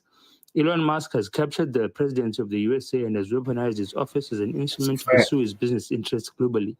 His nefarious influence must be opposed and undermined by all nations which respect their sovereignty and seek to maintain independence. The EFF will not be cowed into submission, retreat, nor capitulation from its principled and unwavering commitment to confront imperialism and surrogates like Elon Musk anywhere and everywhere where they raise their ugly heads. Responding directly to Elon Musk on Twitter, Julius Malema had tweeted on X the following: "I don't care about your sanctions. I will never stop fighting for black people to be equal to white people. And if that makes me an international criminal, I'm proud to be one." Those are the words of Julius Malema. Sinawa Tambo now joins me, the EFF spokesperson. So now, in the clip Elon Musk had responded to, Julius Malema was addressing a rally on the ongoing machinations and changes at the time in local government, particularly between itself and Action SA, Herman Mashaba being the leader therein. And Julius Malema was heard saying the words, "We will cut the throat of whiteness," which Elon Musk interprets as a call for genocide against white people in South Africa. Talk to us about what Julius Malema had meant by those words. Greetings and greetings to your viewers. I think that it's a tragedy of a lack of education and a lack of understanding of turns of phrase and metaphors. Because we've explained this not only post-accident, because we were at the time removing Athol Trollip, who was the mayor of Nelson Mandela Bay, to teach the Democratic Alliance a lesson, because their methods of co-governance in local government municipalities was dictated by Oregon. So when the commander-in-chief and president of the EFF said that we are going to cut the throat of whiteness, he was specifically speaking towards undermining the arrogance that perpetuates governance that is led by the DA in co-government agreement. And that is the simplistic meaning of it. But leave that. We went to court, the Human Rights Commission and also to the Equality Court, to sort of explain ourselves as to what did we mean by kill the boy, kill the farmer, which is an extensive metaphor of us fighting against the system of white supremacy, the monopolization of the resources of South Africa and the means of production, with a minority in South Africa and with the historical conquest that is encapsulated by apartheid and colonialism. So there's a historical sort of academic and legislative agreement, not only legislative, but also judicial agreement, that the methodology upon which we speak about supremacy and domination and monopolization of resources in South Africa by a white minority can be expressed through songs, can be expressed through metaphor. So Elon Musk's misinterpretation of phrases and terms of phrases and songs as a call for genocide is his own illiteracy. But also it's rooted in the fact that South Africa has been taking the United States of America to the International Court of Justice for the crimes of Israel against Palestinians, and that is the root cause of all of this. Just a last question, Sinao.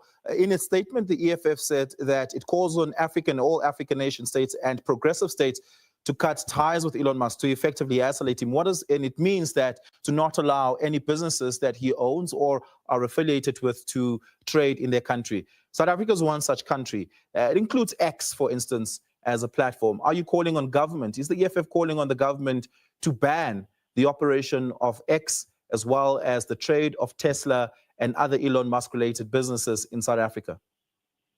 Look, as the EFF, we think the primary agenda of Elon Musk current is the fact that his Starlink satellite company is not operating in South Africa without complying to the BE legislation.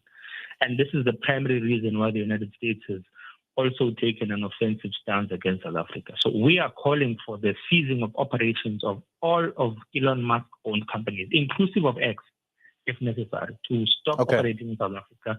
Let's establish our own social media platforms, because it seems as if the relations with the United States of America are going to be determined by bullying and submission, and we should not allow ourselves to be subjected to that. Yeah. Sinao, thank you so much for that. Really appreciate it. Sinao Tambo is the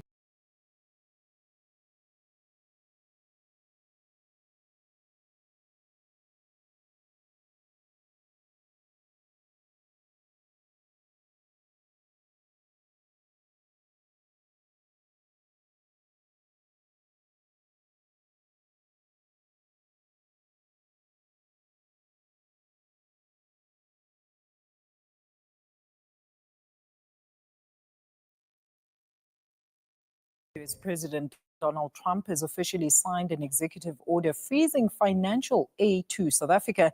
Now, the decision follows his earlier warnings and comes in response to South Africa's new land reform laws, as well as its case at the International Court of Justice, accusing Israel of genocide. Now, this marks a significant escalation in tensions between Washington and Pretoria, with the US alleging human rights violations, claims the South African government has strongly denied. Well, to further unpack this, let's now welcome political analyst Dr. Ongama Mtika. Doctor, good to have you with us as always. Thank you so much for your time. So what is your view of this whole situation, as well as developments against South Africa by the United States? On one level, we must see the action of the U.S. against South Africa in line with the Trump administration's global reset agenda, which they have done. They have pulled out money from multilateral institutions. They are threatening the rules-based international order. So this is part of that. The expropriation, the passing of the expropriation bill, or signing into an act, and the response of lobby groups that had been in contact with Trump have actually made us as the country to have something which Trump needed in order to advance what otherwise has got nothing to do with South Africa or its people, but the agenda of a global reset that he's taking. When it comes to the case at the International Court of Justice, people mistake the general politics of the ANC with what we've come to be used to in South Africa, that we are able to take to settle political scores in courts of law. And what that does is it's part of the political process. So if the ANC perceived that they wouldn't gain significant traction directly engaging with Israel, and they took a court to a international criminal court, in South Africa, that's the ordinary course of conducting politics. It's not something which is not unrelated. So the chance that they are given is to go prove themselves on allegations that are specific.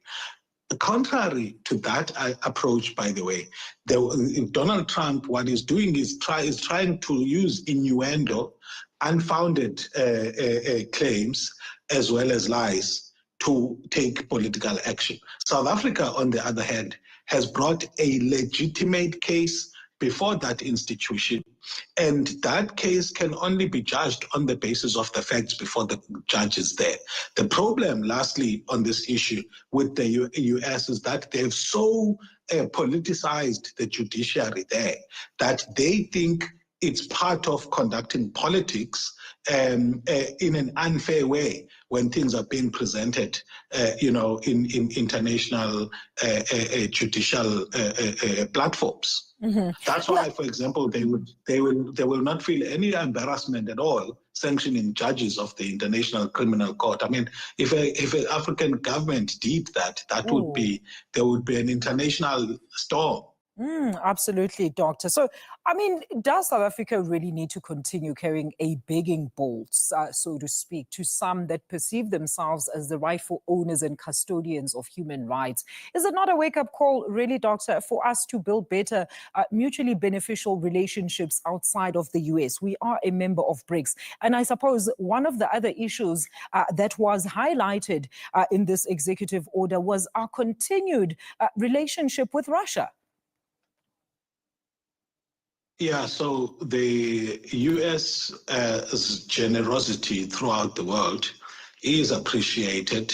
Sources of funding are always appreciated. So we cannot approach the threat to withdraw funding with an arrogant response. Mhm. Yeah, however, though, the underlying principle in what you're saying is that as a country that is rich in mineral resources, that has got untapped potential in tourism and other key economic sectors, we should not be a country that has to depend on others to fund some critical programs. Exactly. I know that the minister has said that it's the scale of it is such that we can be able to continue, but the budgetary constraints on our fiscus there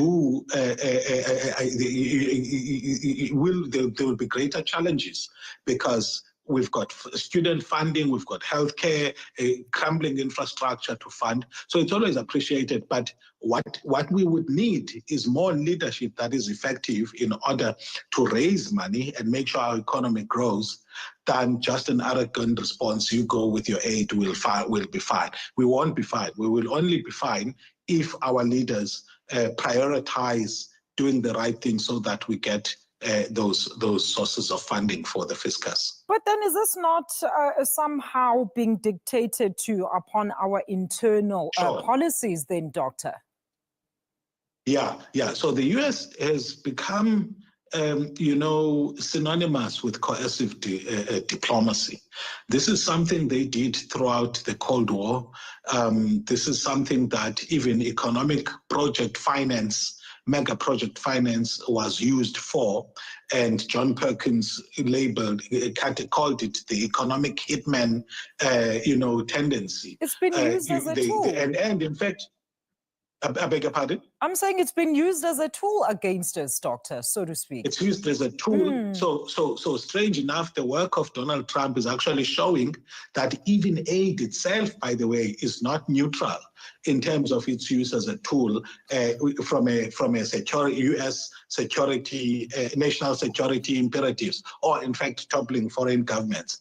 But South Africa should not sell its soul by taking money as a carrot to take policy which otherwise makes sense domestically. And quite frankly, there is nothing about this act that suggests what the lobby groups are saying, that it has created an instrument or has availed an instrument in the hands of the South African government to expropriate huge amounts of land without compensation.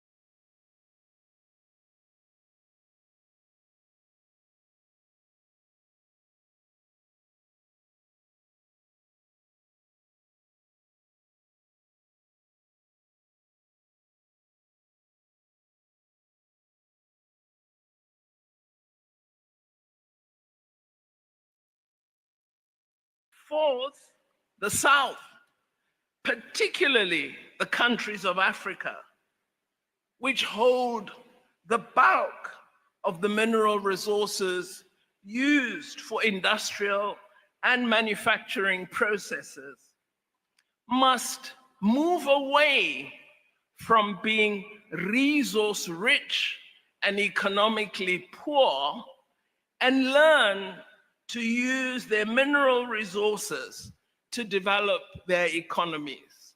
And it is if we cooperate as the South that we can ensure the industrialization of Africa and the development of a strong beneficiation and manufacturing base utilizing the rich wealth of mineral resources of Africa. We need to begin to ask ourselves, what's wrong with the kind of leaders we put in office?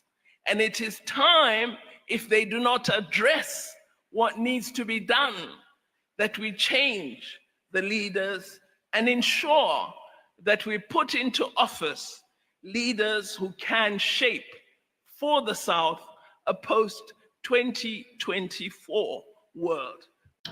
Wow, very interesting. That is the former foreign minister of South Africa, our mother, Dr. Naledi Pandor. So today I brought you this powerful speech from former foreign minister of South Africa, Dr. Naledi Pandor.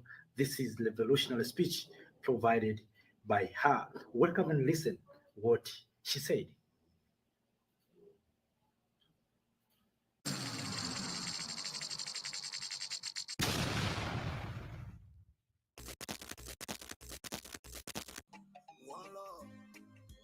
Say that I'm not a professor.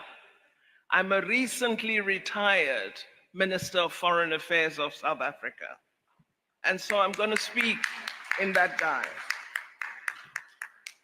I wish to begin by saying that I am a revert to Islam.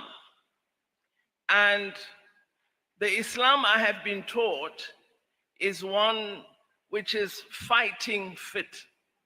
As Muslims, we do not submit to oppression. We fight it.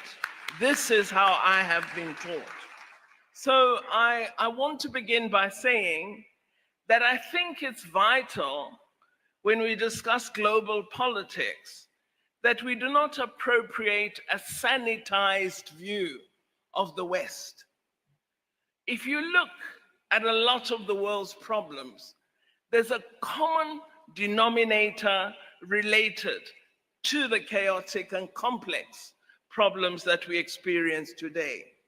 And that common denominator is Europe and the United States of America. Now, it may very well be that we do need to examine ourselves because there are fault lines in ourselves, in our countries, in our leaders, in our organizations.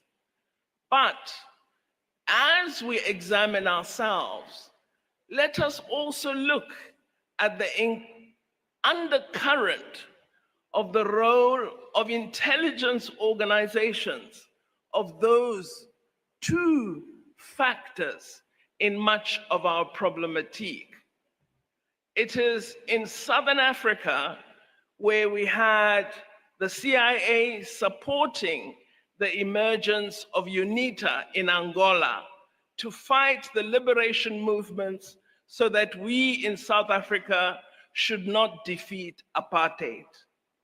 It was in Mozambique that again, intelligence organizations from outside Africa came into Mozambique, created, financed, armed Renamo, not to fight the Mozambican freedom fighters, but to fight us, because for them, South Africa was a white island of privilege that they wanted to preserve, and they would do everything to ensure that they preserve that. So you are dealing with a very, very complex, evil enemy.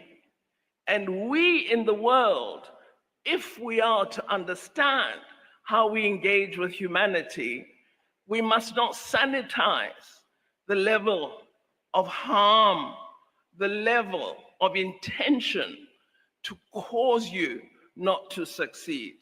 It's absolutely necessary that we understand that. Now, let me come to this interesting phrase that has been used very loosely in the past decade and much more in the past 5 years.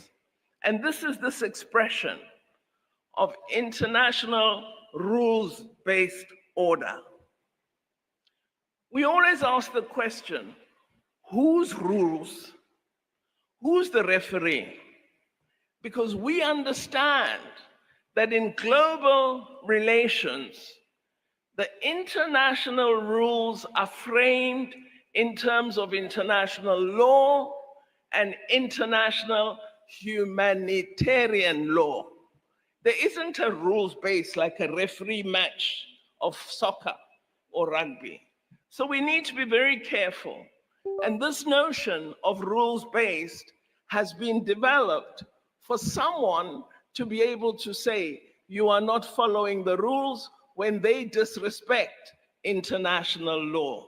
So we also, when we discuss global politics, should be wary of appropriating concepts that seek to reify the dominance of particular countries and make us believe that it is those countries that are the ones that would preserve order and the rest of us are merely there to follow. These are very problematic notions that we should not accept. So I agree with the colleagues that part of what we wish to achieve is to seek consensus, is to seek inclusion, is to seek a level of cooperation where all of us matter in this world. I would like, as my contribution today, to speak about the global South. Now, I know that we use the concept loosely because despite the notion that you are juxtaposing the South with the North, we don't have a coherent South, nor is there necessarily a coherent North. You can see, for example, the response of some of the Balkan states in Europe with respect to the Russia-Ukraine war. So there isn't a homogeneity of response. And similarly, when I refer to the global South, I do know that it is a concept that is not accepted by everyone, nor is it meant to create the notion that we are a homogeneous, coherent political force as countries of the South. But I do think it's a useful concept and one that we should use. So let me begin by coming back to Professor Fouaz's earlier comments this morning when he spoke about the current geopolitical environment being at an inflection point. And I absolutely agree with him on this.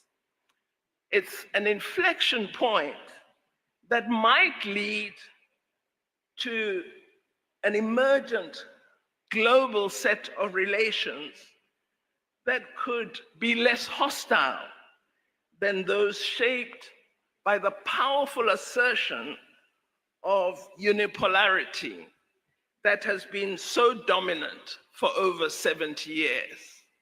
Despite having a multilateral premier institution of the United Nations, essentially, unipolarity has been extremely dominant for several decades. And what we are all seeking an answer to is how do we create successfully a multipolar world?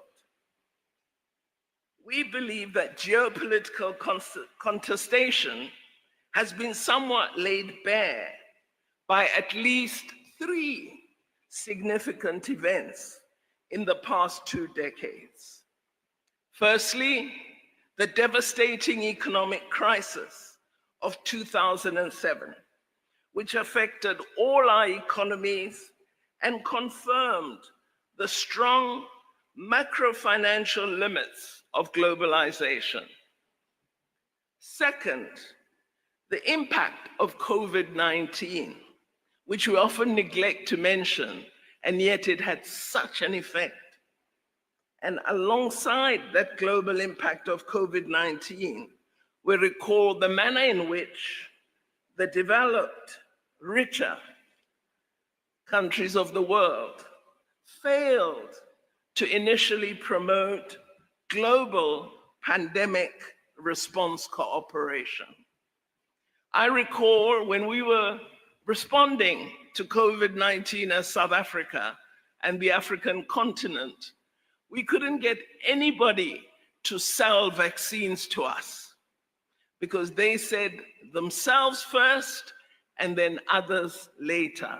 So we failed with global pandemic response cooperation, and countries that are richer than us, that had developed the science, were quite comfortable to see many of us in the South die and would not provide us with the support we needed to combat this pandemic. Then I think thirdly, we have the devastation of the Russia-Ukraine war and its confirmation of the inadequacy of the United Nations, and particularly of the United Nations Security Council. Linked to this war is the onslaught of Israel against the people of Palestine and the failure of the global community to decisively intervene and stop this harm to Palestinians. A failure despite the existence of international law and international humanitarian law. Despite these frameworks that are designed and adopted by us, the nations of the world, to protect the innocent from harm. Revolutionary salute to our brother Richard for the donation to the war chest. Revolution is a way of life. Absolutely appreciate the love, family. Salute. As the globe, we failed to assist Palestinians. So it is this confluence of events over a decade that has led to the problems we are speaking of today as we address global politics. So let me come to my country, South Africa. South Africa is a country that emerged from the devastation of apartheid, racism. And it emerged with the belief that it is the duty of leaders to seek peace for their people, for those that they lead. Out of the pain and ashes of apartheid, we have sought as South Africa to create a constitutional democracy that seeks to unite a once divided, diverse nation and to create what we aim for, which is a democratic, non-racial, non-sexist country in which human rights belong to all and human dignity is the cornerstone of our constitutional foundation. South Africa strongly believes in our common humanity and in the obligation of all persons to engage in struggle against injustice and to unite in international solidarity to fight oppression. Our leaders went all over the world asking you, your leaders, civil organizations, Islamic organizations, Christian organizations, saying there's this evil called apartheid that we are fighting. Could you join us in solidarity in an international anti-apartheid movement? And in country after country, the people, not the leaders, the people said, we will join. Whatever way we can help, we will help. Even Yasser Arafat, under conditions of oppression, said as the Palestinian Liberation Organization, they will assist us in whatever way they can. This is why today, in international solidarity, we stand shoulder to shoulder with the people of Palestine. Because in our hour of need, they stood with us. And this is our understanding of international solidarity. And we believe we need this international solidarity as humanity in any instance where harm is brought to those who are oppressed. We really appeal to the world that just as they supported us when we were fighting for freedom, so must this global solidarity today, matched with positive values and ideals, be brought to bear urgently in order to assist the people of Palestine. The West European region and the United States of America are a powerful combination that the world has to engage with. However, the question we must answer for countries of the South is what should be the nature of our relationship and engagement with the West. There are several key points. Firstly, we believe that the South must collaborate consistently on addressing critical development priorities to end poverty, inequality, and joblessness. His Royal Highness, the Sultan, made reference to these issues this morning. Secondly, we believe countries of the South should not take a back seat on global challenges. They should be advancing openly for freedom from corruption and freedom from terrorism and all other ills on behalf of the Palestinian people and the people of Sahrawi who are also oppressed. Third, the South is the largest bloc in the United Nations, and yet it is the least powerful. The South countries should actively ensure reform of the United Nations system to make the UN Security Council more democratic and more effective.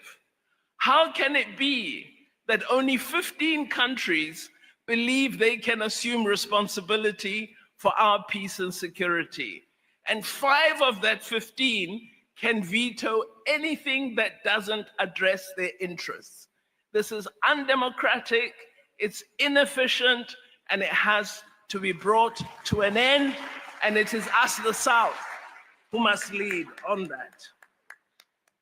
Fourth, the South, particularly the countries of Africa, which hold the bulk of the mineral resources used for industrial and manufacturing processes, must move away from being resource rich and economically poor and learn to use their mineral resources to develop their economies.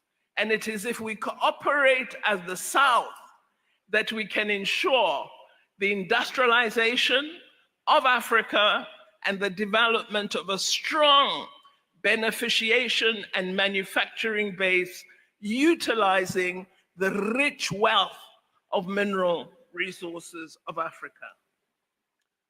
In conclusion, I believe that this global moment offers the South an opportunity to lead in shaping a more consensus-driven, inclusive, development-oriented world in which the South has genuine influence.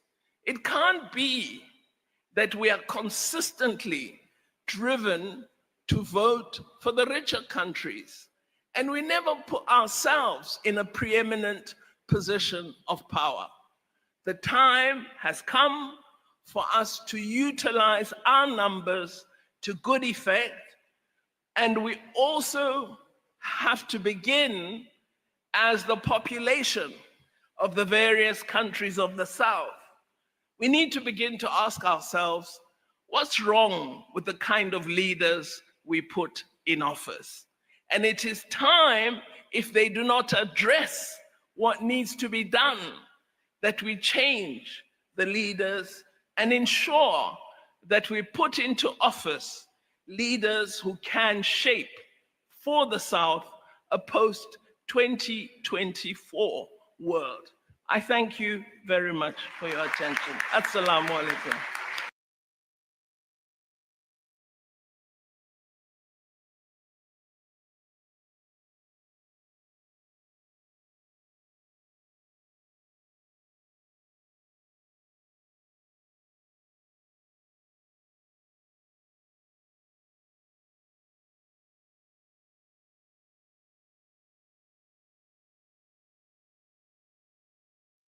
Let's get the latest now on the faltering relations between the United States and South Africa. And we speak to Simon Marks, our correspondent in Washington. Simon, good evening to you. Our time, and President Trump, it would seem, has been talking yet again on his favorite platform, Truth Social. What's he been saying, and is it about South Africa?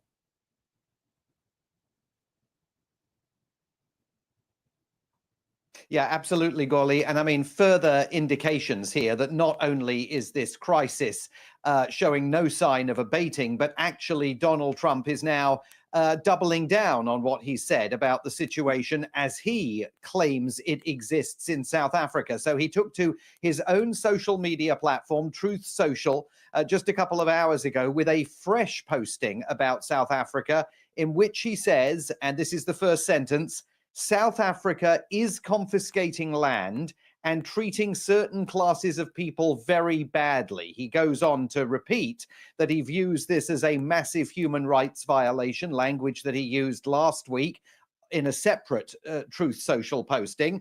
And he once again insists the United States won't stand for it. It's going to take action. He says he's going to be cutting off all aid to South Africa until further notice, which isn't quite what his executive order that he signed on Friday goes about doing, but certainly the ultimate goal of that executive order is a complete cut in all aid and assistance to South Africa. But what is most interesting about this new posting is the use of the active tense. South Africa is confiscating land, he says. Last night, the new spokeswoman at the State Department, Tammy Bruce, said the United States stands ready to help the descendants of settlers in South Africa who are being expropriated. So this is an indication that at senior levels, the highest level of the United States government, Donald Trump seems to believe that in some fashion, white farmers in South Africa, Afrikaners, to whom he's now offering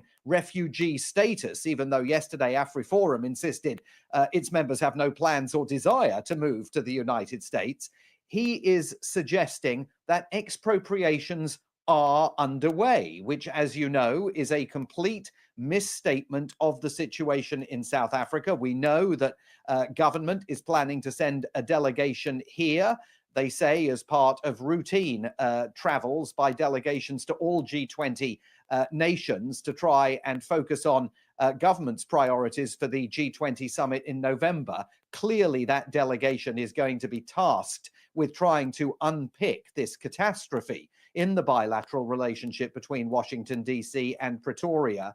But with Donald Trump now tonight there in South Africa saying that land is being appropriated, people are being forced now off the land, there is just a fundamental misunderstanding of facts that have somehow made their way into the thinking of Donald Trump and are now dominant in the direction, the trajectory of the bilateral relationship. Well, and this is the very narrative, Simon Marks, that the AfriForum has been seeking to, in a way, undo the whole misinformation. And they are saying that they are seeking to clarify this to President Trump, because if they are going to get help, they would rather have that help in their own home, as in South Africa. They're certainly not going to take up that refugee offer in the United States. But I want to also bring in Elon Musk with his call for immediate sanctions on Julius Malema for what he has said in the past. I want to quote directly from Mr. Malema, who replied directly to Elon Musk. This would have been at about 4:30 South African time today. And I want to quote directly now. I really think you have entirely lost your left brain, a typical spoiled brat and direct beneficiary of apartheid whiteness. I want to go right to the end of that tweet. I will never stop fighting for black people to be equal to white people. And if that makes me an international criminal, I am proud to be one. How is Elon Musk likely to respond here? I know it's hypothetical at the moment, Simon, but what is also driving these narratives in the White House?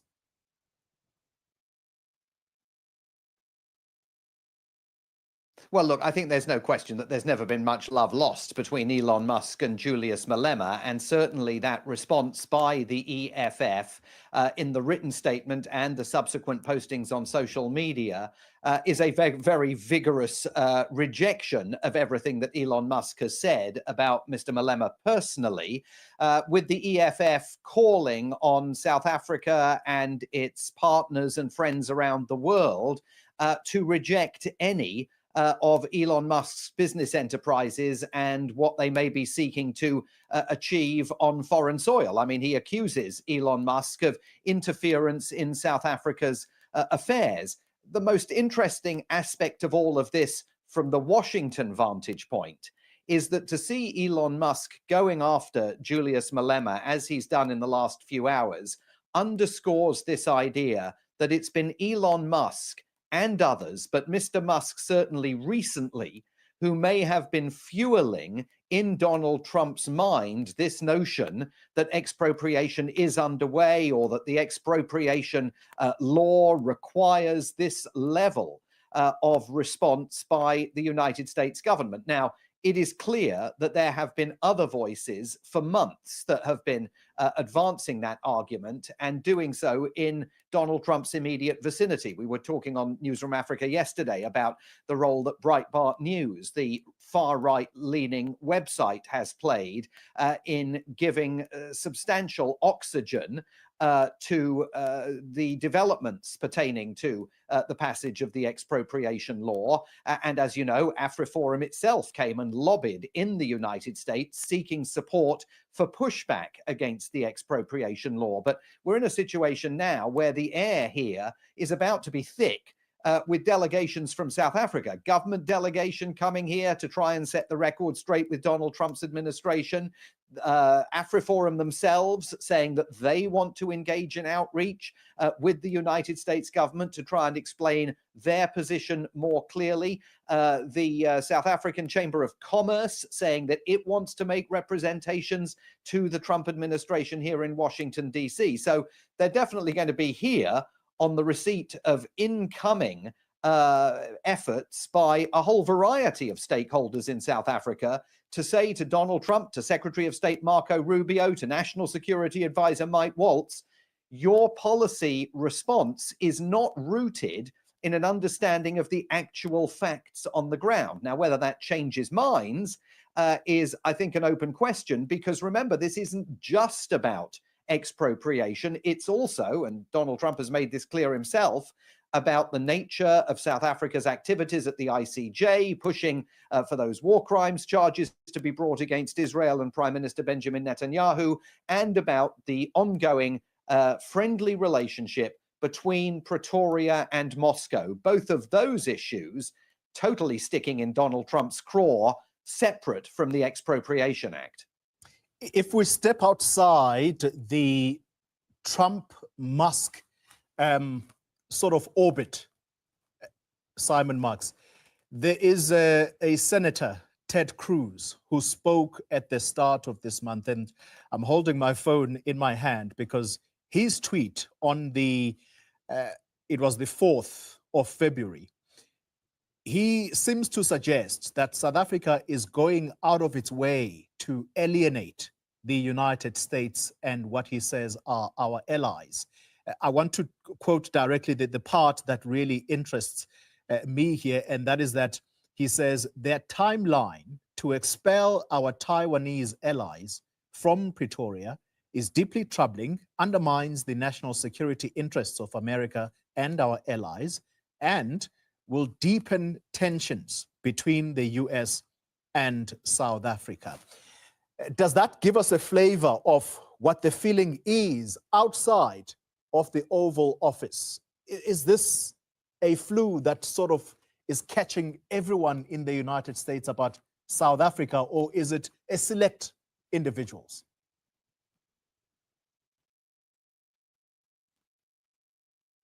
Well, I think it's a great question, and it's certainly indicative, Golly, of the situation that exists in Mr. Cruz's mind and in the minds of others on Capitol Hill. I mean, he's obviously talking there about the proximity of the South African relationship with China and President Xi Jinping, which also deeply troubles Republicans here. Remember that Donald Trump's entire foreign policy doctrine is that he wants to get disentangled from conflicts like the conflict in Ukraine, from conflicts like the situation in the Middle East, so that his administration can relentlessly focus on trying to combat Chinese expansionism.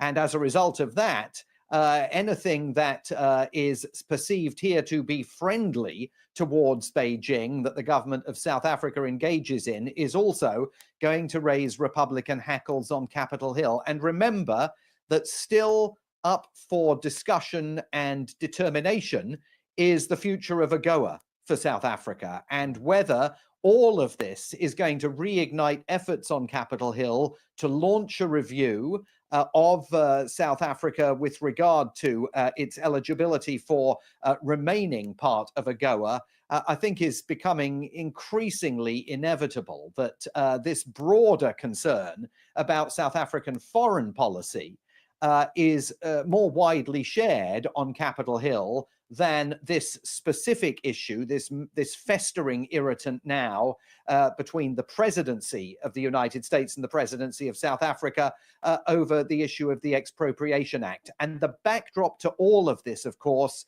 is G20 this November. Marco Rubio, the Secretary of State, already dropping out of the foreign ministers meeting that was due to take place preparatory to the G20 summit in just a few days' time in South Africa. If that example is followed, we could get to a situation where the United States boycotts the full G20 leaders summit in November, which would be massively problematic for the South African government on all fronts, but massively problematic because President Ramaphosa at that gathering is supposed to be handing over ceremonially the presidency of the G20 to Donald Trump for next year. So the stakes in all of this are limitless. I mean, unbelievably high. And for the bilateral relationship to find itself at an historic low point just 3 weeks after Donald Trump came into office, I mean, you have to wonder where on earth things are going to lie by the time we get to November. Simon Marks, thank you very much indeed for that update, our Washington correspondent.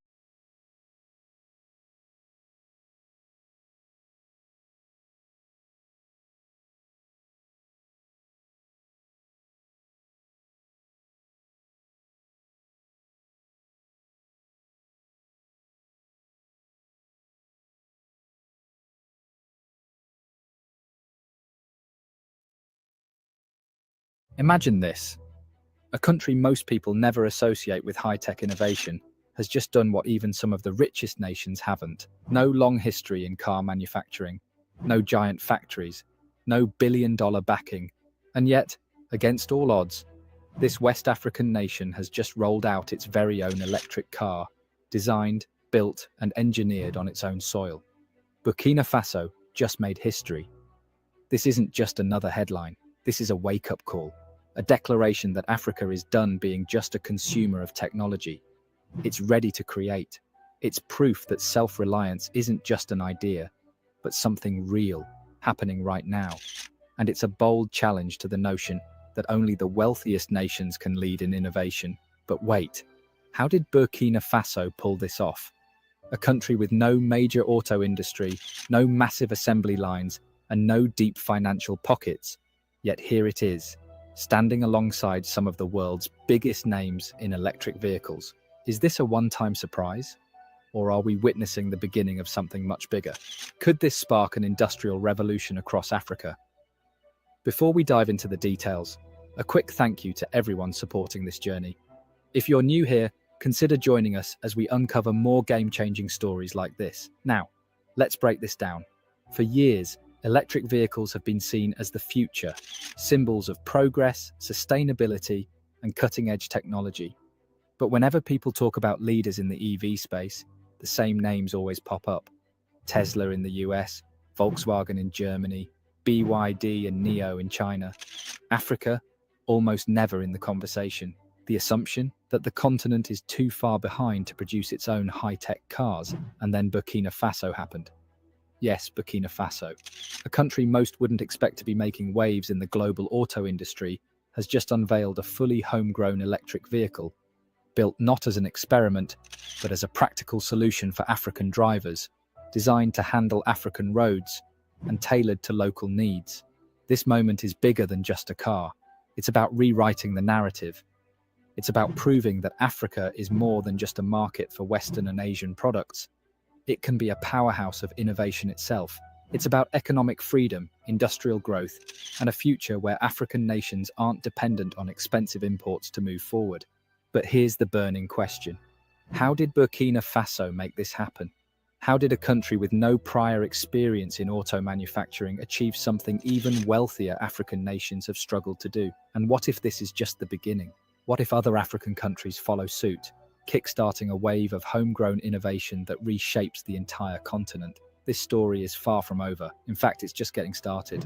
So let's take a closer look at how Burkina Faso did the impossible. If you are still watching this video, it means you like it. Why don't you give a thumbs up? Please do that. If you had asked an industry expert just a few years ago whether Burkina Faso could design and build its electric car, they probably would have dismissed the idea outright. Not out of disrespect, but simply because on paper, it looked impossible. This was a country with no history in automobile manufacturing, no sprawling assembly plants, and no existing supply chain for electric vehicle components. Meanwhile, places like South Africa and Morocco, with well-established car industries backed by foreign investments, still hadn't produced a fully homegrown EV. And yet, Burkina Faso just did what no one expected. So, how did a nation with none of the usual advantages pull off something this groundbreaking? The answer isn't just about technology. It's about determination, vision, and a refusal to wait for permission to innovate. At the heart of this revolution is Itaoa, a homegrown startup with big ambitions. Instead of waiting for foreign investors to bring the industry to them, they took the challenge head-on. They designed the car from scratch, worked with African suppliers for materials wherever possible, and engineered a battery system optimized for Burkina Faso's tough climate and road conditions, something most imported EVs fail to handle. This isn't just about transportation, it's about economic freedom. By building an entire industry from the ground up, Burkina Faso isn't just creating a new product, it's generating thousands of jobs, from manufacturing and sales to maintenance and renewable energy. Skilled workers are being trained, new businesses are emerging, and the country is proving that African nations don't have to rely on expensive imports to move forward. Beyond the economic impact, this EV represents a bold shift towards sustainability. Instead of spending millions on fuel imports and foreign-made vehicles, Burkina Faso is now investing in clean, locally made alternatives. That means lower emissions, less reliance on oil, and more money staying within the country to fund schools, infrastructure, and healthcare. But perhaps the most incredible part, Burkina Faso is doing this without depending on foreign automakers for assembly or battery technology. Even some of the world's wealthiest nations are still tied to China for EV batteries. Burkina Faso, they skipped that reliance altogether. By developing their own technology, they're not only keeping profits within their borders, but also laying the foundation for future technological advancements. This approach isn't entirely new. In fact, China followed a similar strategy on its way to becoming an EV powerhouse. Decades ago, China was barely a player in the global auto industry. It relied on imports and foreign expertise. But through consistent investment, strong leadership, and a commitment to self-reliance, it became the world's largest producer of electric vehicles. Could Burkina Faso be on a similar path? Could this single innovation trigger a chain reaction, inspiring other African nations to take control of their own industries?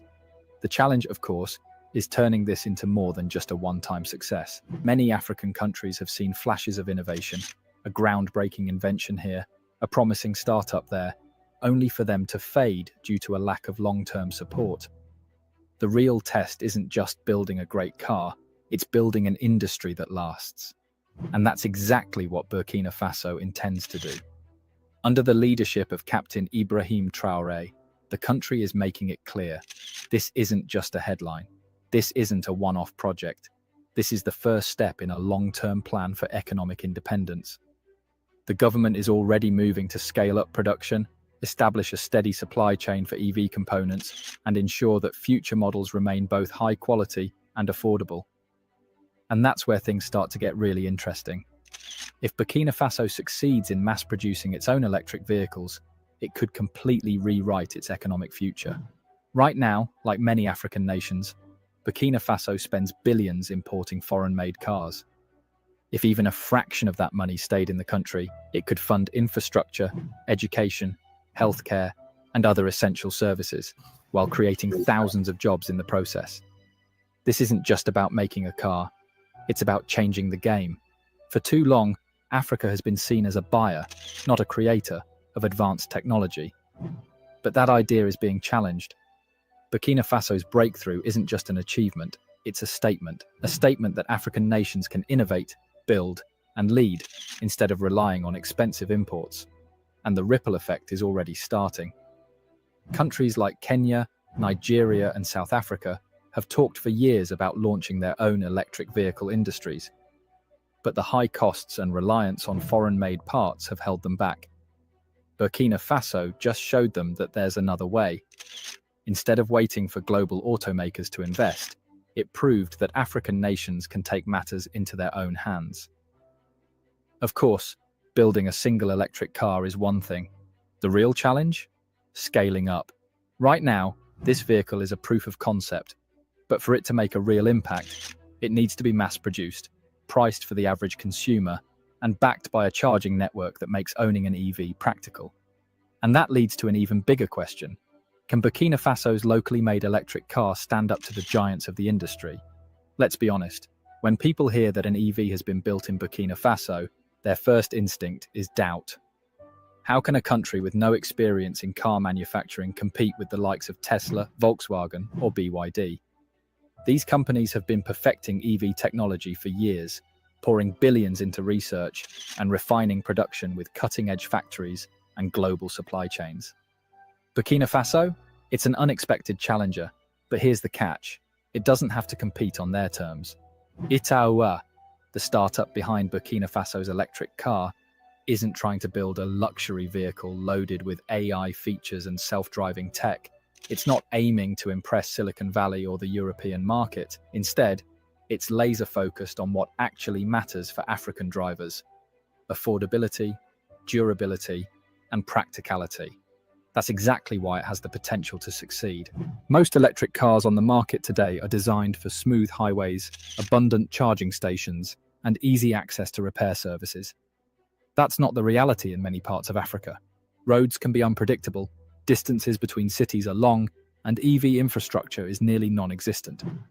Imported electric cars struggle in these conditions, but Itaoua's vehicle?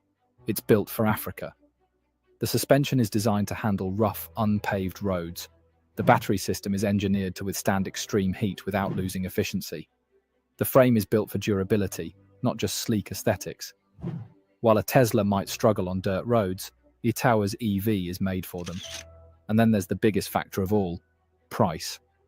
One of the main reasons electric cars haven't taken off in Africa is cost. Even the cheapest Tesla is more expensive than what most people earn in years. Importing EVs from Europe or China doesn't help either. Shipping fees, high import taxes, and expensive maintenance make them unaffordable for the majority. That's where Burkina Faso has an advantage. Because Itaiua's car is made locally, there are no massive import fees. There's no reliance on expensive foreign labor. There's no complicated supply chain driving up costs. If production scales up, this could become the first affordable electric car designed specifically for African consumers. But there's still one major hurdle: charging infrastructure. One of Tesla's greatest strengths isn't just its cars, it's the network of superchargers it has built across the world. That's what makes EV ownership practical. In most African countries, charging stations are rare, and Burkina Faso is no exception.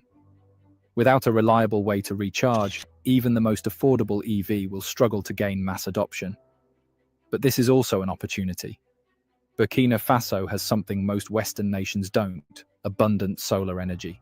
Instead of building expensive grid-dependent charging stations, it could create a network of solar-powered charging hubs, making EVs sustainable even in areas with unreliable electricity.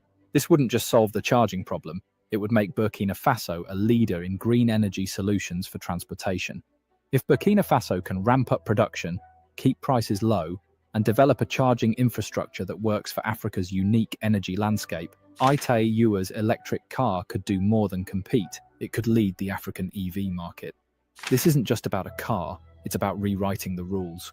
For decades, Africa has been seen as a customer in the global market, buying, importing, and consuming. Meanwhile, industries that could have been built on African soil were outsourced, and the continent's vast resources were shipped away, only to be sold back as expensive finished products. But now, Burkina Faso has flipped that script. Instead of waiting for foreign automakers to set up shop, it has taken the lead, proving that African nations don't have to depend on outside forces to build high-tech industries. Nearly every car on African roads today was manufactured somewhere else, often second-hand, often overpriced. What if that changed? What if, instead of spending billions on imported vehicles, Africa built its own? And that's exactly what this moment represents. Burkina Faso's electric car isn't just a vehicle, it's a statement. And history tells us that when one country breaks new ground, the ripple effects go far beyond that single success. This breakthrough isn't just about transportation, it's a blueprint for self-sufficiency, a spark that could ignite change in industries far beyond automobiles. Beyond the auto industry, this could be the beginning of something much bigger. One of the first industries to feel the impact is battery production. Right now, Africa is rich in the minerals needed for electric vehicle batteries: lithium, cobalt, nickel. But instead of refining and using these resources domestically, most of them are exported to factories in China, Europe, and the US. Burkina Faso's decision to develop its own EV technology challenges that model. If the country invests in battery production, it could become West Africa's hub for energy storage technology, cutting out middlemen, keeping more wealth within the continent, and reducing reliance on foreign supply chains. But that's not all. One of the biggest challenges with electric cars? Charging. Most African countries don't have a widespread EV charging network, and many regions struggle with unstable electricity grids. Yet this challenge also presents an opportunity. What if Africa didn't just build electric cars, but also powered them with renewable energy? The continent has some of the highest solar potential in the world, yet large-scale solar adoption remains limited. If more African nations start embracing electric vehicles, it could drive massive investment in solar farms and decentralized energy systems, creating a cleaner, more reliable power supply. This shift wouldn't just be about cars, it would mean a total transformation of the energy landscape. And then there's the workforce. Historically, high-tech industries in Africa have often relied on foreign expertise. From engineering to software development, many advanced projects have been led by outside specialists. But if African nations start producing their own EVs, that changes everything. The demand for skilled engineers, battery scientists, and software developers will skyrocket. Universities and training centers will need to adapt, preparing the next generation for careers in cutting-edge industries. Over time, this won't just strengthen Africa's tech sector, it will position the continent as a serious player in global innovation. And this leads to an even bigger shift. For decades, many African consumers have been conditioned to believe that foreign-made products are superior. Cars, electronics, even clothing. If it wasn't imported, it was often seen as lower quality. But Burkina Faso's electric car is challenging that mindset. If a locally designed, locally built EV can compete with global brands, it proves that African nations don't need to rely on foreign companies to produce world-class products. It's a powerful shift in perception, one that could inspire more homegrown innovation across industries, and the rest of Africa is watching. Countries like Kenya, Nigeria, and South Africa have all made moves toward developing their own electric vehicle industries. But Burkina Faso's success might be the push they need to go all in. If multiple African nations start producing EVs, it could create a continental shift toward high-tech manufacturing, breaking the cycle of economic dependence. No longer just a market for Western and Asian goods, Africa could become a leading producer of advanced technology. And beyond economics, this has massive environmental implications. Africa is one of the regions most vulnerable to climate change, with rising temperatures and shifting weather patterns threatening agriculture, water supplies, and economic stability. Reducing reliance on gasoline-powered cars could lower emissions, decrease oil dependency, and drive the adoption of cleaner energy solutions, all of which would have massive long-term benefits. And as the world takes notice, something else begins to change. Burkina Faso's achievement isn't just forcing other African nations to rethink their strategies, it's also making global automakers pay attention. For years, Western and Asian car companies have treated Africa as a dumping ground for used vehicles. But if African countries step into the EV market, these companies may have to compete with locally made cars, completely reshaping the industry. For years, Africa has been supplying the world with the raw materials that fuel industries abroad. Yet when it comes to finished products, the continent is forced to buy them back at inflated prices. Essential minerals like lithium and cobalt, key ingredients for electric vehicle batteries, are extracted from African soil, shipped off to China, Europe, or the US, and then returned as expensive refined products. But what if that cycle changed? Burkina Faso's leap into electric vehicle production isn't just about making cars, it's about breaking free from a system that has kept Africa dependent on foreign manufacturers. By developing its own EV technology, the country is proving that African nations can process their own resources, manufacture their own products, and retain more of the wealth that has long been exported elsewhere. And this shift could go far beyond just Burkina Faso. If the country expands its focus to battery production, it could emerge as West Africa's technology hub, supplying energy storage solutions not just for vehicles, but for other industries as well.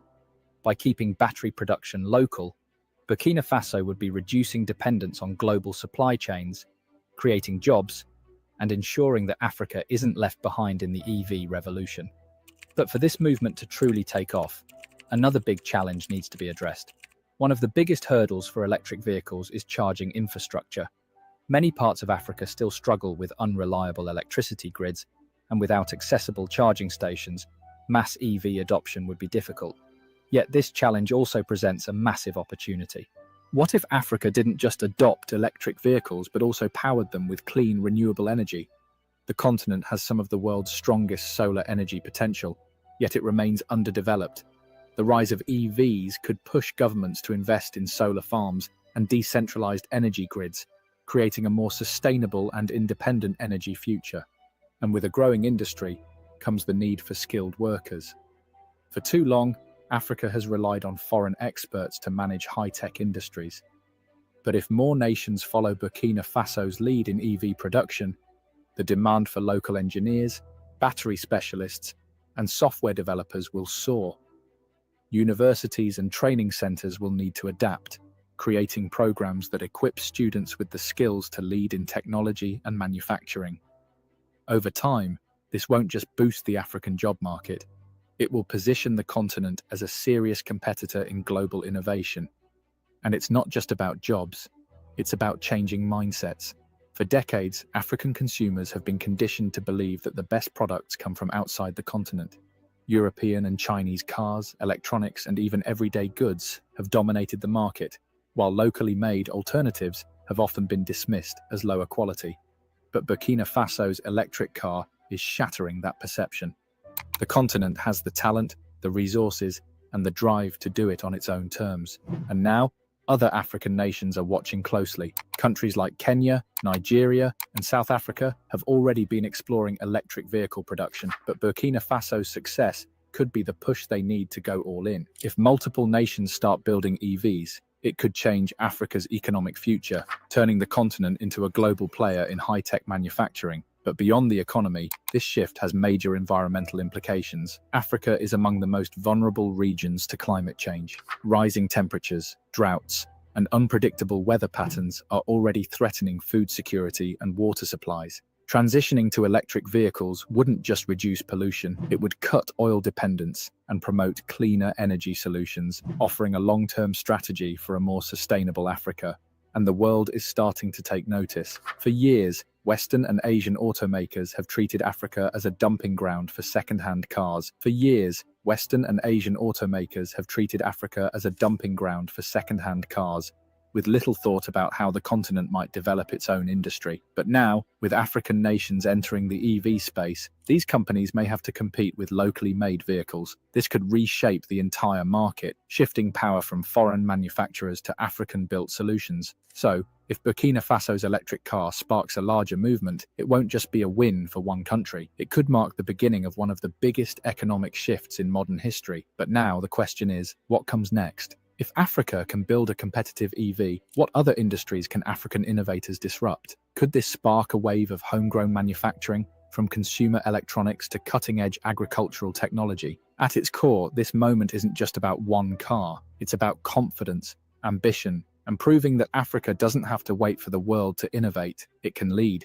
And while the road ahead won't be without challenges, one thing is clear. This is only the beginning of something much bigger. What do you think? Could Africa become a major player in the EV industry? Do you see this innovation spreading to other sectors? Let's talk in the comments. Thanks for watching.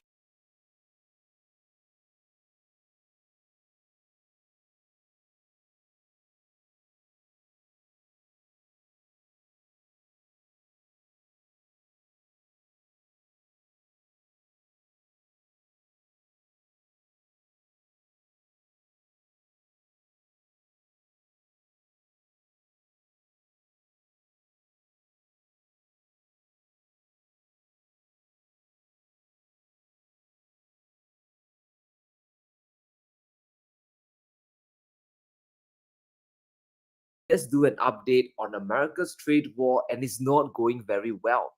Over the past few days, we have seen sweeping hitbacks from Beijing on the US economy. We have gone past the point of tariffs. Yes, a 10% import tax on US LNG will hurt, but China isn't stopping there. They are now weaponizing their supply chains and choking Washington's access to critical metals. Trump's plan to reshore US industry is now under fire. China has imposed harsher export controls on the US, and this time the ban falls on tungsten, which is especially crucial to weapons manufacturing. Companies in the US are panicking because they didn't expect China to retaliate this way. Tungsten is used throughout the US economy. You need it for wiring, electrodes, welding, heating. It's one of the strongest metals in the world. So industries from mining to construction, they all need it. Now, tungsten is a strategic metal because we need it basically to make hardened steel. And this is critical for industrial machining. All the heavy equipment that we make in steel needs tungsten carbide tools and other hardened steel. There aren't many deposits like this around the world. Geology is not fair to every country. It's unequally distributed. The main ore deposits for these right now are in China, Korea, and Russia. The United States does have some, but we are not really mining it anymore because they're fairly small. That's why China is moving to choke supply to the US.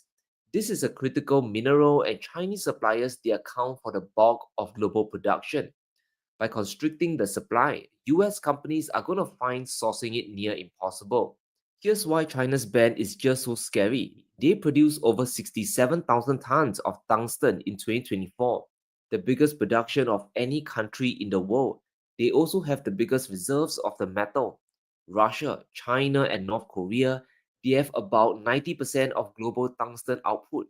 And how much does the United States have? Now, I kid you not, the US produced 0 tons of tungsten last year. 0.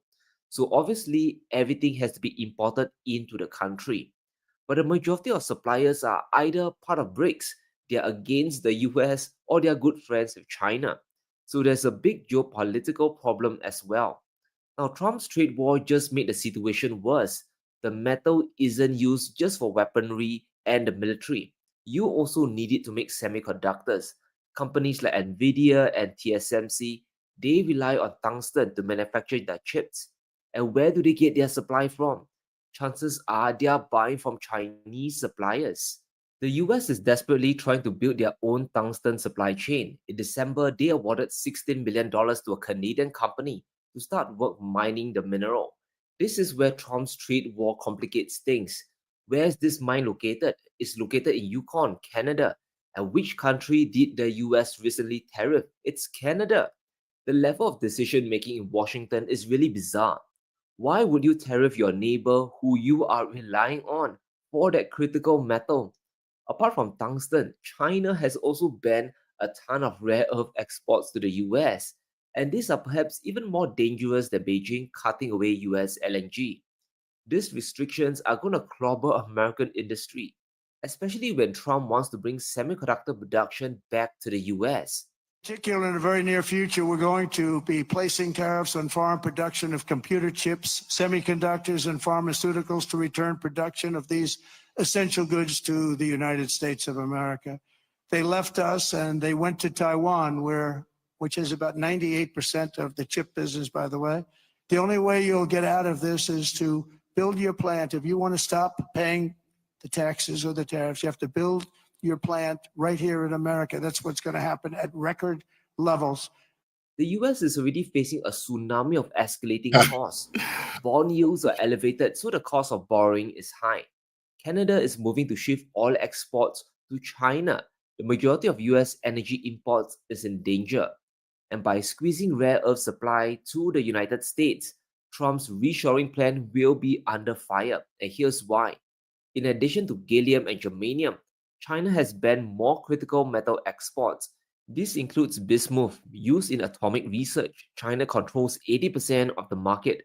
Tellurium is used in solar panels and memory chips. China controls 3/4 of refined production.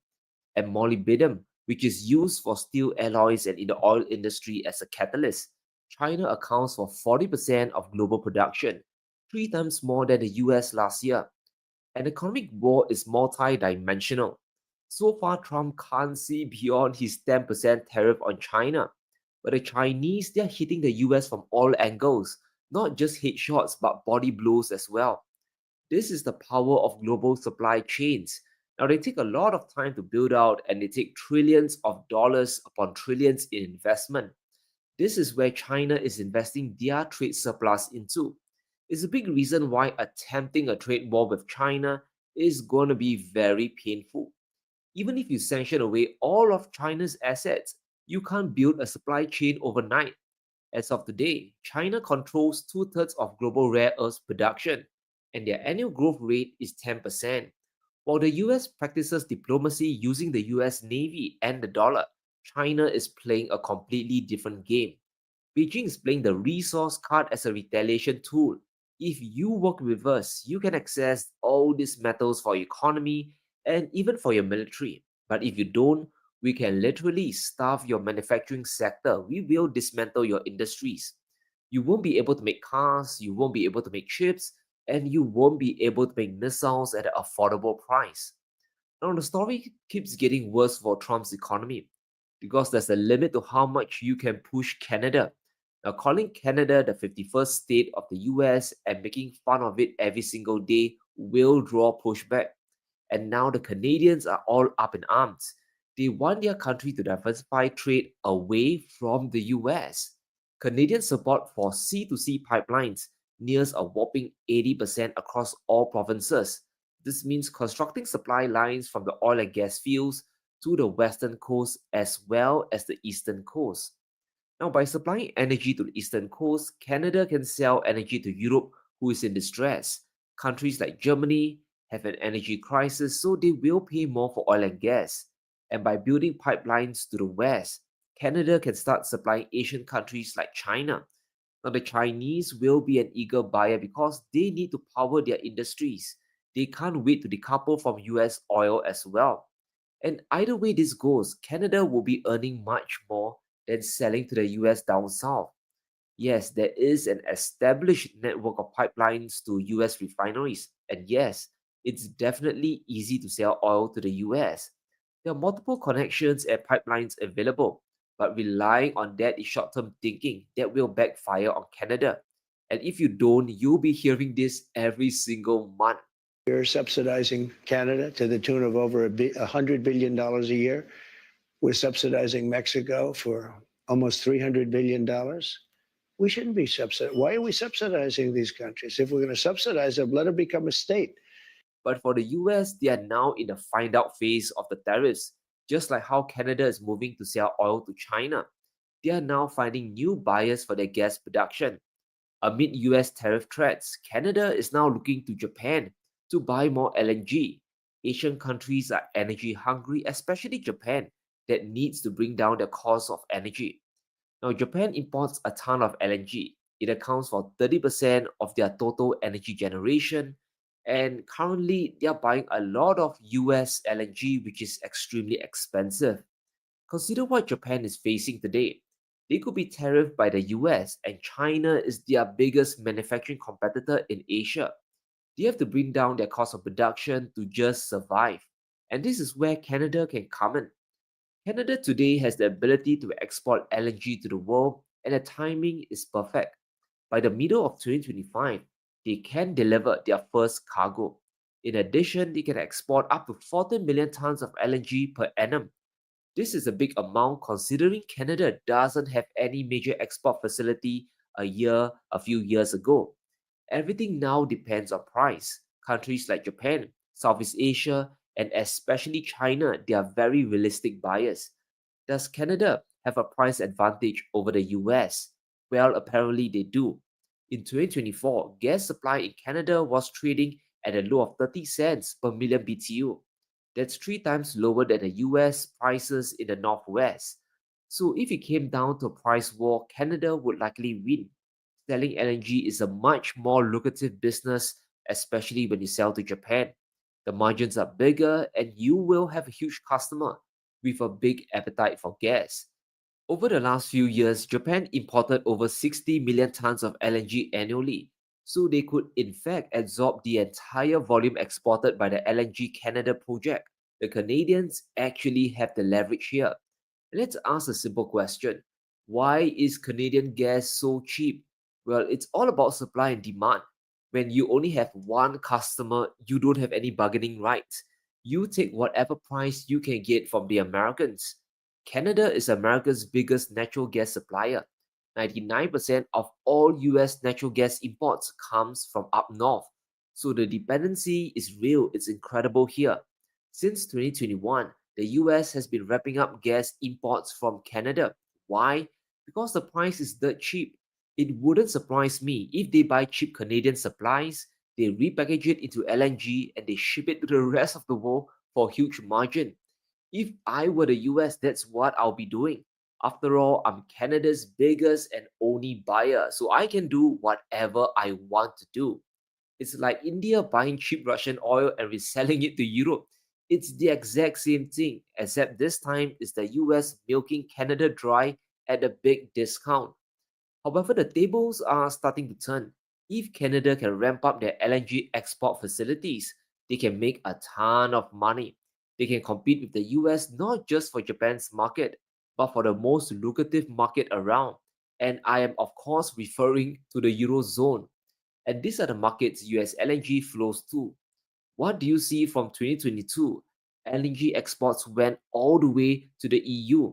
US LNG producers, they shifted flows to Europe because the EU was paying through the nose. Germany doesn't have nuclear power. Cheap Russian gas is gone, and the EU wants to stop Russian LNG as well. This is a prime market Canada can compete in. They can steal market share from the US. No one is stopping them. And if that happens, Trump's plan to be a global LNG exporting giant will collapse.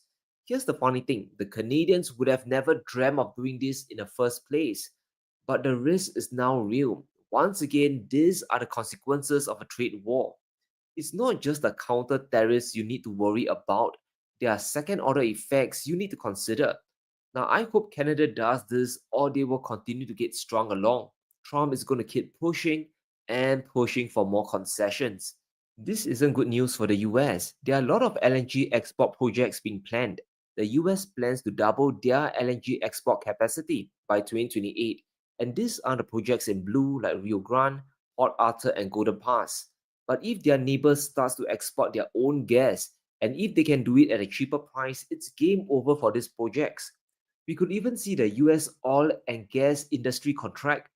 This is a serious threat. Trump forgot that Canada is also a big energy giant in their own right. So hang tight, guys. Things are getting spicy. The trade war consequences are piling on. The US has bitten off more than they can chew. But let me know what you think. What is China's next retaliation move? And will Canada start snatching market share from the US? Let me know in the comments below. Stay safe. Be sure to smash the like button and subscribe as we navigate.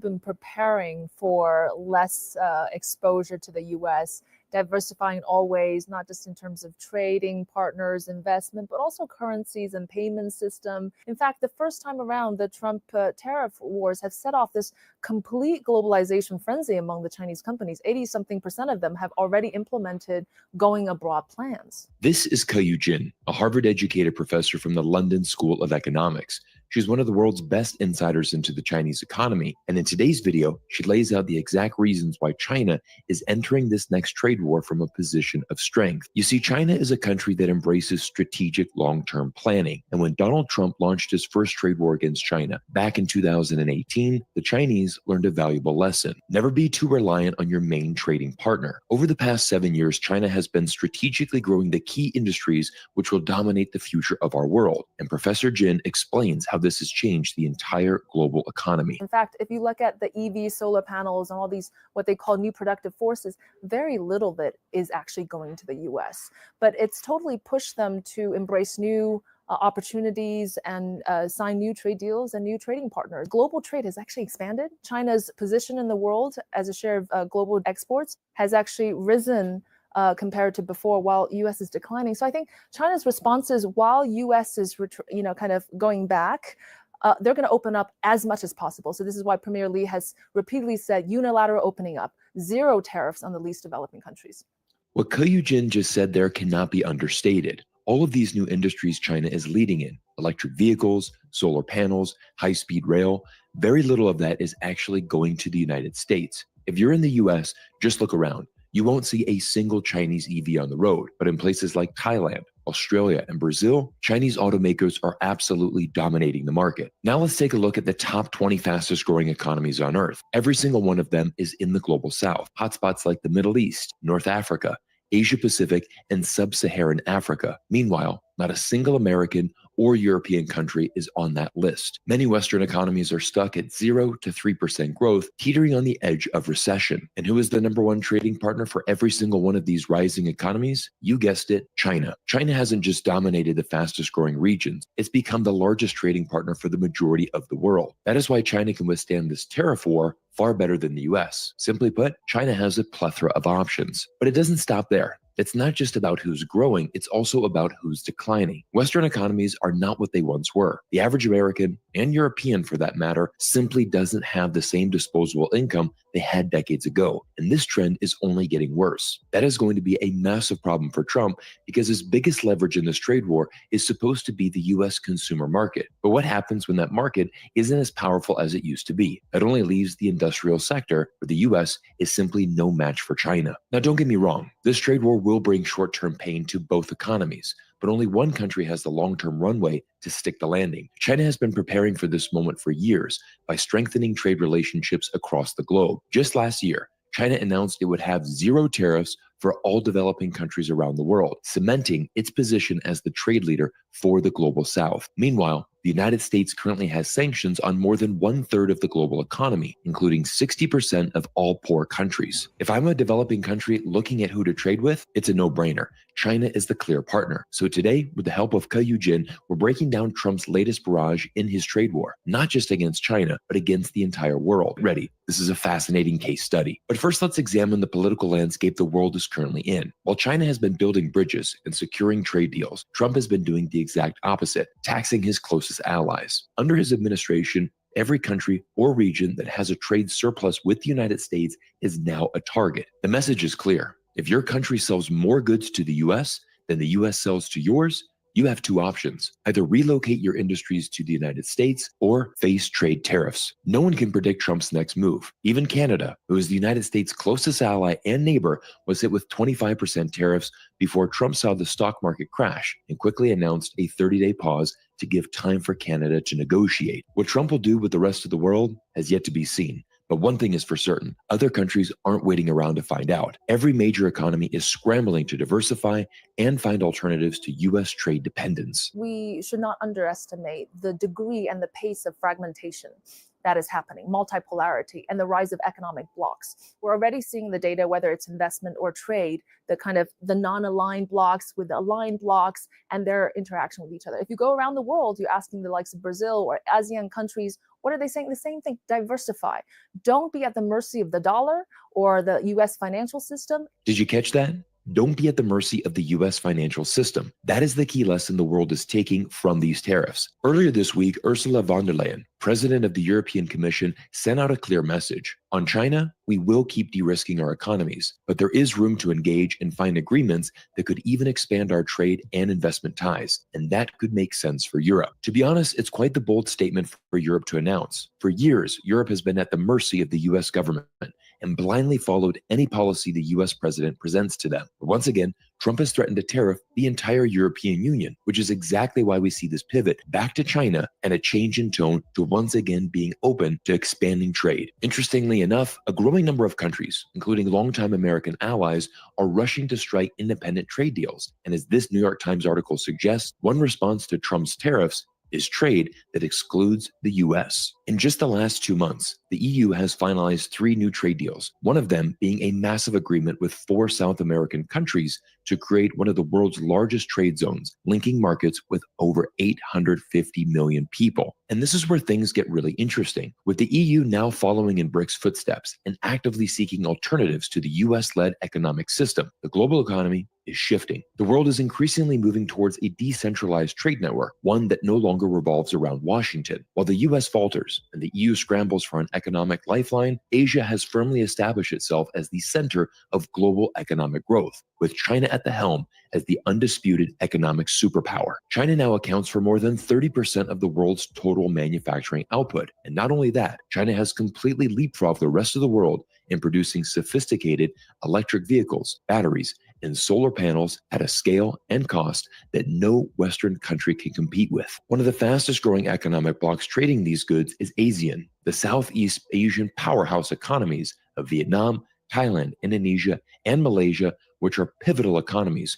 crucial for the future of China's success. The biggest changes in trade can be seen in Asia. Nearly 60% of Asia's trade happens within the region, and half of the world's fastest growing trade corridors are there. In 2023, China's exports to ASEAN nations bypassed those from the United States. And with a majority of these countries either already in BRICS or set to join, these trade relationships are only going to deepen. And it's not just Southeast Asia. Looking west, the Persian Gulf nations, Saudi Arabia, the UAE, and others have also begun prioritizing their relationships with China and India. Why? Energy. Asia now accounts for over 70% of total oil and gas exports from the Gulf. This energy trade, combined with the region's critical position along the new Silk Road connecting China to Europe has turned the Middle East into one of the biggest beneficiaries of this new global economic order. Everyone, the global landscape is quickly changing, and with an unpredictable Donald Trump leading the United States for the next 4 years, we honestly can't predict all the changes we are going to see to our global economy. I look forward to seeing you all in our next video soon.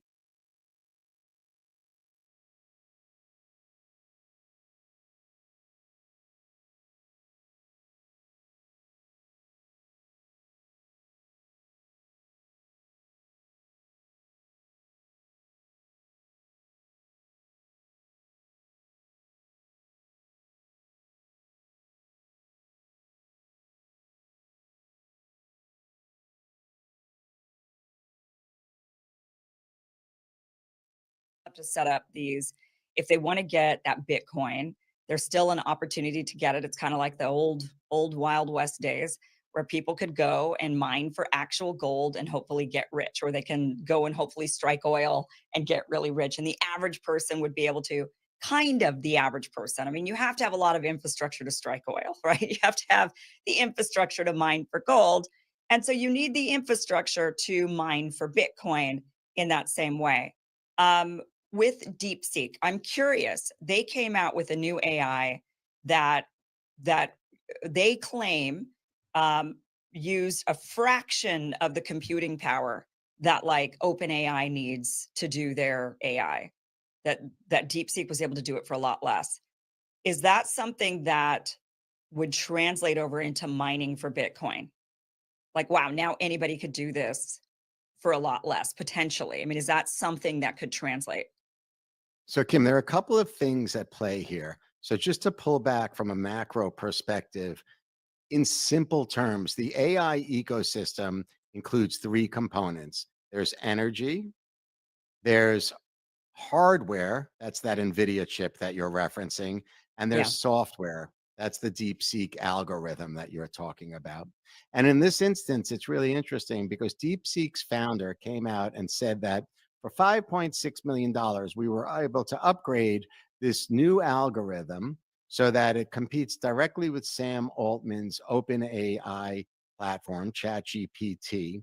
And to your point, Kim, we were able to use a lesser quality chip. And they made a lot of noise about that. The reality is that the end user could care less about the quality of the chip.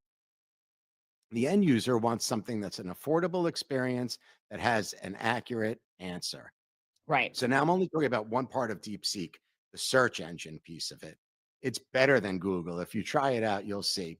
And what happened was when DeepSeek came out, because it was free, whereas OpenAI is kind of expensive, it's about, just for the average person, $20 a month, right? Yeah. So for that's free, what I pay.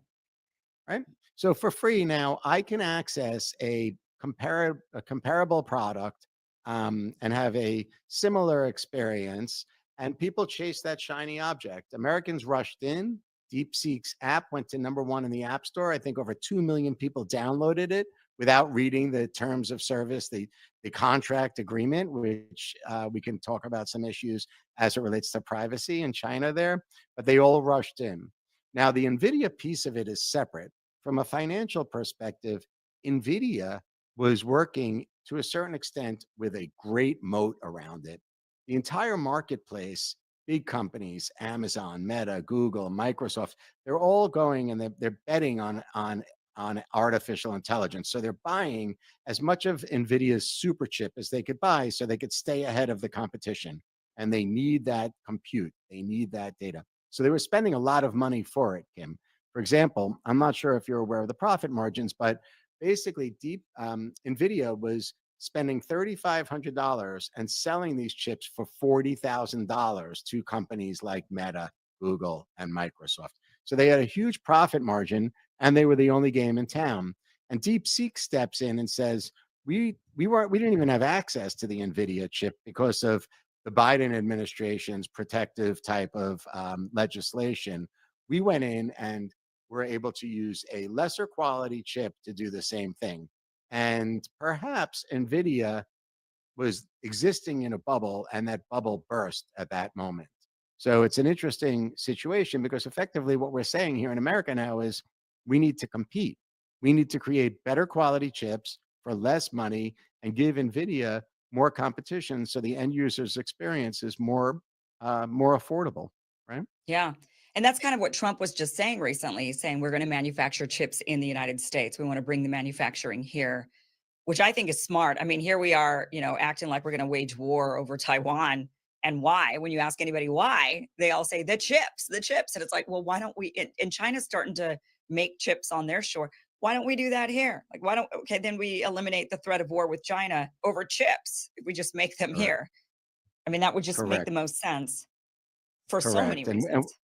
Correct. And the issue with regards to chips goes even deeper. Like, for example, as you are probably well aware, China has really created a monopoly over certain raw materials that go into the chips. So, for example, gallium, 98% of the Earth's access to gallium is controlled now by China, and it's one of the critical components that go into these chips. So we're in a situation now where I think Trump is going to have to unlock access to various raw materials on a global scale, and we have to start to fight China as it relates to their their access to these raw minerals in Africa and other regions. They've done a tremendous job over the past 10 years at monopolizing access to the ingredients effectively for these super chips.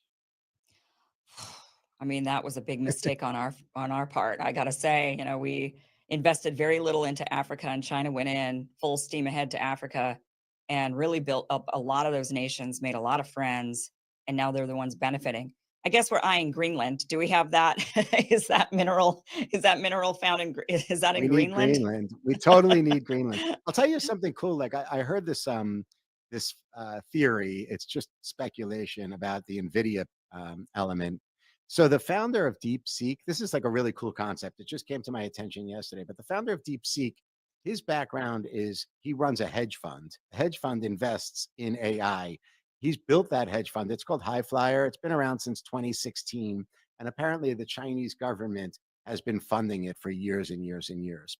He came out with this like crazy statement that he was able to, for just 5.6 million, compete directly with OpenAI. Remember, OpenAI has spent billions of dollars to get it to where it is today, and to use a chip that is subpar as it relates to the technology that NVIDIA is using. And this person that I spoke to is speculating that it was actually a financial move. They came out with such extreme statements, which are untrue, to create this movement down, to pull all of this equity out of the stock market, but also to short NVIDIA.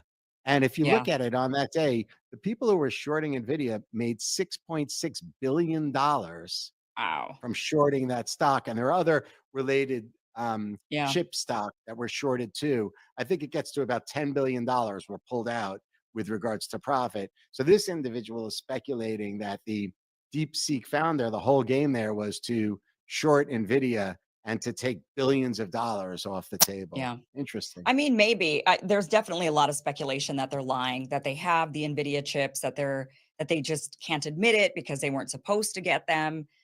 There's a lot of, but it is not in our best interest to think they're lying. It's in our best interest to think they did this because they really might have done this.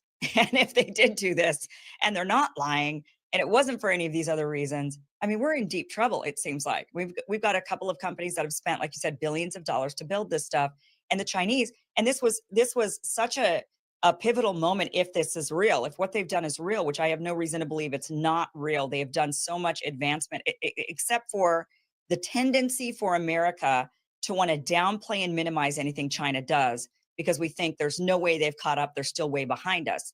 And I've been hearing that for 30 years. China in 30 years, they'll be our real competitor. Well, it's been 30 years, guys. Like, here they are. They're landing rovers on the dark side of the moon. They've got, they're doing a lot of stuff that we're not doing. So maybe they just have caught up, and maybe they're going to give us a big run for our money. They got a lot of people, and a lot of those kids, by the way, that were one child only kids. They're my age, right? They're now in their 40s. And their parents put every ounce of resource into that one kid, made sure that one kid, and I'm Asian, so I know that one kid was told, you're going to become an engineer. You have no other options. You're going to engineer, you're going into medicine, you're going to be a scientist. And now there's a boatload of them, way more than we have. There's so many in China, they can't employ them all. I mean, the engineers are leaving China and they're becoming like cab driver. They come to, they've been trying to come to the United States over the border and they're like becoming cab drivers. I mean, because they can't get a job in China as an engineer because there's just too much competition. I mean, they're really ahead of the game. So where are we at with the AI race? What is the implication if China of this race for AI that is really happening between the United States and China?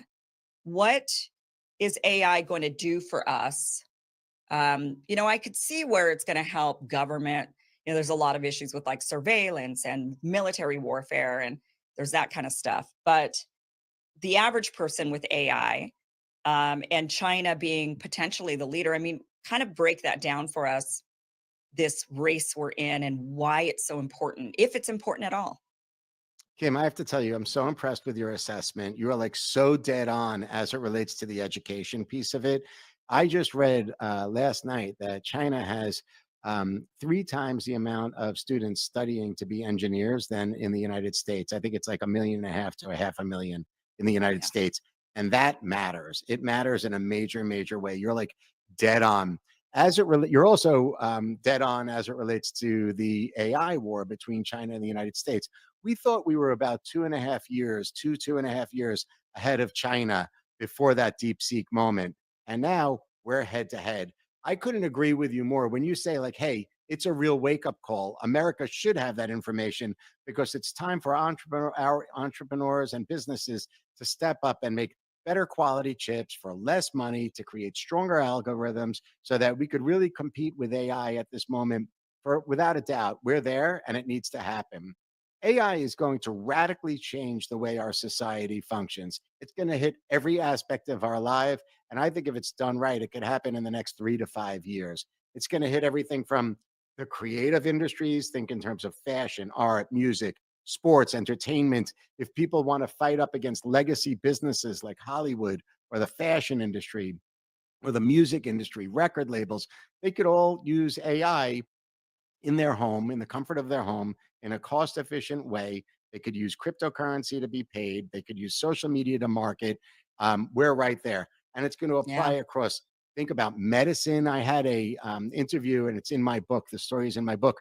We have already right here in New York City used artificial intelligence on patients who have been suffering from paralysis.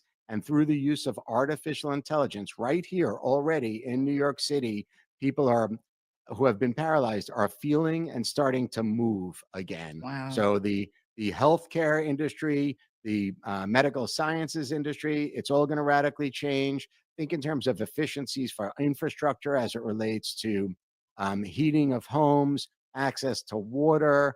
The banking system is going to change. My favorite area in the book is with regards to military. It will be interesting to watch big entities like the United States that stockpile the most advanced but the most expensive weapons. How are we going to compete with drones that are functioned by AI or swarms of drones that AI are managing now? Again, where small rogue actors can access these drones and use them as weapons against us. Think in terms of like the speedboat versus the tanker. I think that you're going to see Pete Hegseth running the Department of Defense, and he's going to access, I think, a lot of resources towards new AI-driven technologies, drones. We're going to see fighter jets that are going to be unmanned. I think the whole landscape of war is about to change. So I break it all down in my book, Kim. Basically, what I do with my book is I talk about how if you are a beginner and you want to figure out how artificial intelligence can enhance your career, your family, and your city, here are the tools. And I go through every single sector, finance to hospitals to insurance to fashion, every single sector, and I break it all down. I literally give the reader the tools that she can use right now to implement artificial intelligence in her life to make it better. Oh, that's great. I think a lot of people wonder, what is this going to, like my husband, what does this do for me? And he's an attorney. And I'm like, you better watch out, because Oh, your AI, husband, yeah. There are amazing platforms. Like AI is going to wipe out an entire segment of the legal profession. They're going to become a lot more streamlined. there's an AI called Harvey. I don't know if you've heard of it or if your husband has heard of it, but tell them to check it out. They've been using it over in Europe. They've been training it over in Europe. And Harvey's been around now for a couple of years, and it's going to really streamline legal practices in a major way. Yeah.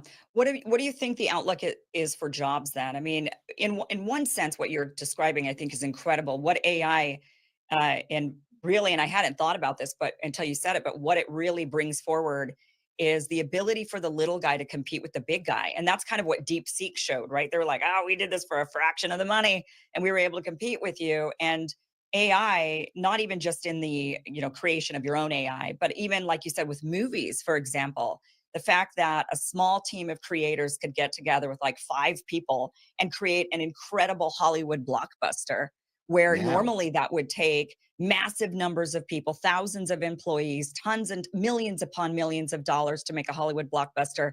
And now that opens up to anybody to compete with these big businesses. So the one real great change I see is that, there seems to be a lot of monopolies in the United States with these big businesses. They've dominated industries. It's hard for new people to break in, smaller companies to break in. And yet AI might actually be opening that path for anybody and everybody, much like, the technology advancements that we experienced here with shows and broadcasting. I mean, the fact that I'm able to do this and compete with mainstream news is incredible. And even 10 years ago wasn't even a real possibility, but now today it is. So it's, the advancement is amazing. But talk real quick about the negative impact. A lot of people are worried about jobs being lost and a lot of people being left out in the cold. And you even have guys like Elon Musk and Andrew Yang talked about this a lot on the campaign trail. If you're just going to have a lot of unemployed people and you're going to have to give them some sort of a, basic universal income. So it's every time we see new technology come into the United States, going all the way back to like the automobile, people are afraid, right? It's like this common thing. They think they're going to lose jobs. I believe the opposite will happen with artificial intelligence. New jobs will be created, not just as it relates to using AI, but think about the entire ecosystem, how accounting will change, how the legal profession will change, new business ideas will come up. Artificial intelligence is going to start to train artificial intelligence in new ways. It's going to hyperscale in ways that we couldn't imagine. So I anticipate, I'm bullish about it. I anticipate, in fact, that more jobs will be created and it's going to help economies across the planet. Okay, so you're positive about it. I like that you're Very positive about it. And I know that your book is very positive about it. And again, is a guide for the average person. We do have the link down below, Some Future Day, How AI is Going to Change Everything. I like hearing from somebody that is positive and doesn't think, oh, it's going to spell doom and gloom for millions of people who aren't going to No have way. jobs, because that's typically the feeling that we have is, I mean, you go into like a McDonald's or something and suddenly the people at the register, I mean, this is very frustrating. The last time I went into a McDonald's, I had to go up to a screen and push the buttons and there was nobody to be found, like not a single human being in the front of the house at all. And then my order, and we just all stood there and everybody kind of looked at each other really confused. Like, is the food going to show up? Like, how does this work? Because we're not seeing a human being at all. And so I think that part of it scares people because we're seeing people disappear essentially. But then again, people are talking about a population crisis. We don't have enough people. Well, maybe we don't need the people. Well, Kim, think about maybe what's going on and think about like what's going on with Elon Musk and Doge right now. Like the American government is freaking out because he's checking what's going on, right? How resources have been allocated, where monies are being spent. How do you think he's doing it in such a cost efficient way? He's using artificial intelligence and they're checking everything to see what's working there. And the answer will happen. We're going to get answers quickly.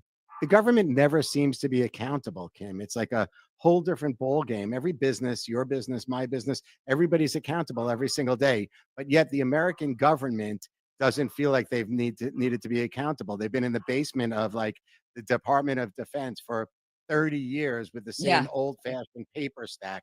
And what he's doing is he's going to create efficiencies like the way the rest of our American economy works.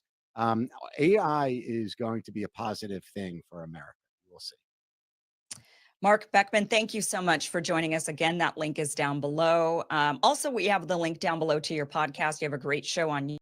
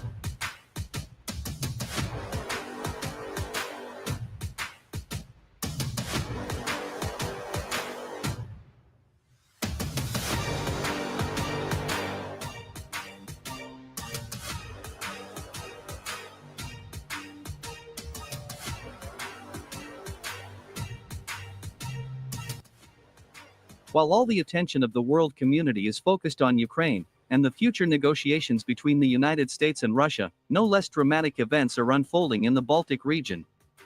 Many experts and analysts have already stated that the events occurring in the Baltic region, particularly in the Baltic Sea, could lead to an outbreak of a global war on a scale that humanity has never witnessed before.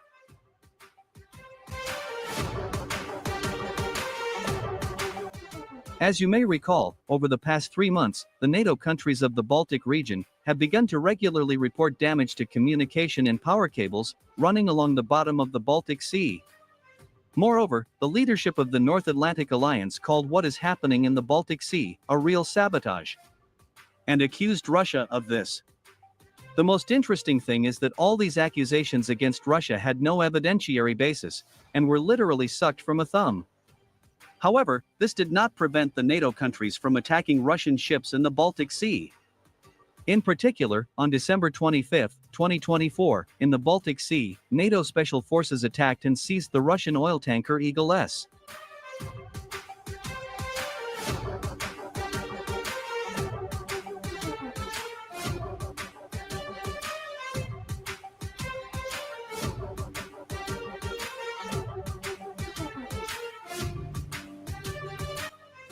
Later, the Finnish authorities stated that this Russian vessel was detained due to suspicion of damage to the power cable East Link 2.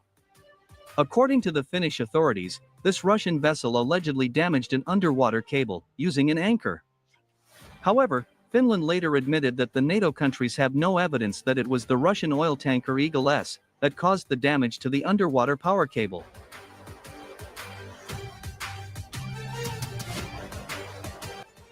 A month earlier, at the end of November 2024, 2 more cables were damaged at the bottom of the Baltic Sea.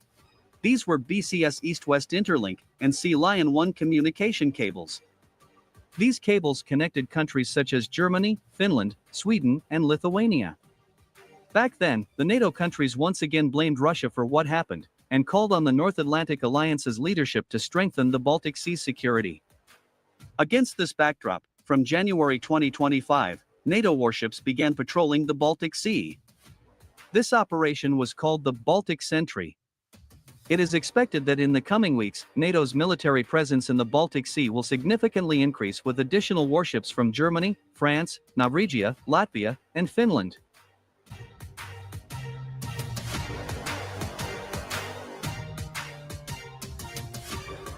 In fact, the main purpose of this operation is to organize a blockade of the Gulf of Finland and prevent Russian ships from entering the Baltic Sea.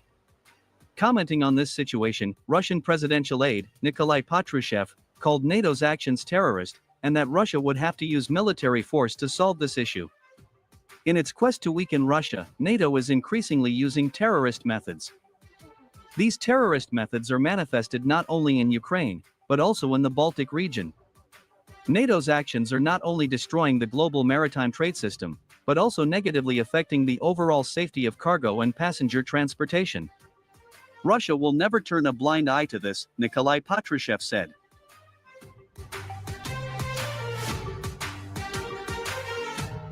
Furthermore, an influential Russian politician and member of the Federation Council of the Federal Assembly of the Russian Federation, Vladimir Jabarov, bluntly stated that Russia will have to destroy NATO, due to the alliance's efforts to isolate Russia and close access to the Baltic Sea for the Russian ships. According to him, the NATO countries, with the help of provocations with underwater cables, created an artificial reason to start patrolling the Baltic Sea, in order to block Russian ports and ships. Vladimir Jabarov reminded the NATO countries that in the 18th century, Emperor Peter the Great cut a window through Europe, providing Russia with an outlet to the Baltic Sea, after which Russia turned into a great maritime power. And this fact was very annoying to the West. Since the 18th century, the West has constantly tried to block Russia in the Gulf of Finland, doing everything possible to prevent Russian ships from entering the Baltic Seas. Consequently, Russia had to confront Western countries and achieve military victories over them, to safeguard its national interests. Vladimir Jabarov expressed confidence that if NATO continues to provoke Russia in the Baltic region, Moscow will once again have to use its military force to cool the hotheads in the West. At the same time, he stressed that Russia has all the necessary military capabilities to completely destroy the North Atlantic Alliance.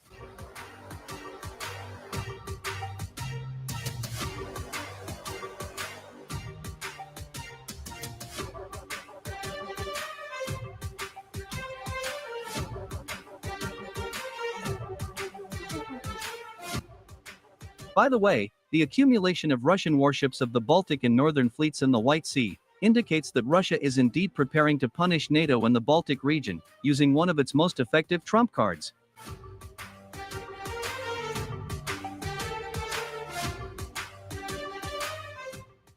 Yesterday, the Russian Ministry of Defense reported that a small missile ship of Project Karakurt successfully fired Caliber cruise missiles in the White Sea. As a result of these firings, coastal targets at the Chiz training ground were destroyed. Well, nothing is surprising in this news for military experts. However, for everyone else, this news caused a lot of questions. Many were surprised by how the warship of the Baltic Fleet ended up in the White Sea, and what this ship was doing in the area of responsibility of the Northern Fleet. To answer these questions, we must look into the past. Namely, what happened 300 years ago. More than 300 years ago, Peter the Great, during the Northern War, faced the unpleasant need to drag 2 frigates along the land from the White Sea to Lake Onega. This need was very expensive, and required a lot of time. As a result, the Russian Emperor put forward the idea of digging a shipping channel, which in the future would facilitate the transportation of ships. This idea was correct and everyone agreed with it. However, neither Peter the Great nor the subsequent rulers of Russia had enough money to implement this idea. Only in 1931, Joseph Stalin, realizing that the idea of Peter the Great can no longer be postponed, began the construction of the White Sea Canal. This ship canal was intended to give additional impetus to the economic development of the Russian North. However, the main purpose of this ship canal was military strategic. Few people remember that in the 20th years of the last century, the so-called Seal War between Norway and the USSR was going on in the White Sea over biological resources. Every spring, under the cover of their navy, hundreds of Norwegian and British trawlers entered Soviet waters and exterminated seals and whales in a barbaric way. The Soviet border guard on small ships could not prevent this. Moreover, Norway defiantly ignored all diplomatic requests from Moscow. The Kremlin understood that something urgently needed to be done about this. The White Sea Canal was built in record time. For comparison, the Suez Canal, 160 kilometers long, was built in 10 years. The Panama Canal, 80 kilometers long, took 28 years to build. The White Sea Canal, 227 kilometers long, was built in 1 year and 9 months. This was facilitated by the active involvement of prisoners in the construction, which later became the subject of criticism. However, it is worth recognizing that it was precisely Joseph Stalin who brought to life an idea that other rulers of Russia could not realize for 300 years. As soon as Soviet submarines passed through the White Sea Canal into the White Sea, Norway immediately changed its position and stopped poaching in Soviet waters. In total, in the period from 1933 to 1941, with the help of the White Sea Canal, 10 destroyers, 300 patrol ships, and 26 submarines were transferred to the north. All this played an important role in the defense during the Second World War. That is why during the war, the Nazis tried with all their might to destroy the White Sea Canal. After the war, the facilities of the White Sea Canal were restored, and after that, numerous modernizations began. As a result, the White Sea Canal became a single deep-water system of the European part of the Soviet Union. Nowadays, it continues to function at full capacity. At the moment, Russia is reconstructing all the hydraulic structures of the White Sea Canal. Moreover, the Russian military also regularly conducts exercises to transfer the military fleet through this canal. Through this canal, Russia can freely send any of its fleets to the Baltic Sea, depriving NATO countries of the opportunity to observe what is happening. Thus, the White Sea Canal is integral to defending Russia's northern borders, which is especially important in light of NATO's plans for northward expansion.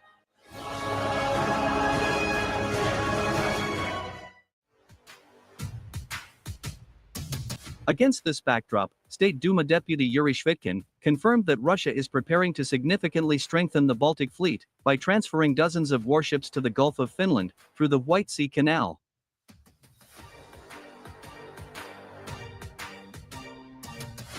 Russia will never allow the Baltic Sea to become an internal sea of NATO.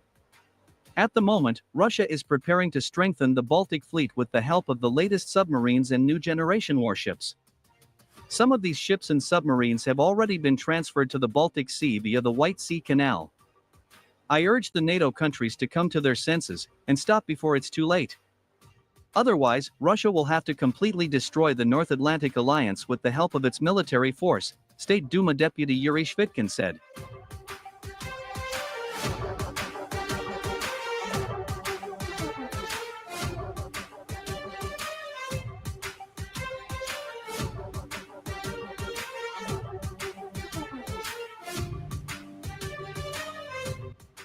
Earlier, Russian ambassador to Belgium Alexander Tokavynin also urged NATO not to make fatal mistakes.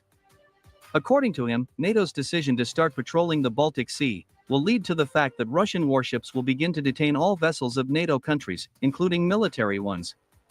Of course, all this can lead to the outbreak of a global war. And judging by what is happening in the Baltic Sea right now, Russia is ready for any development of the situation.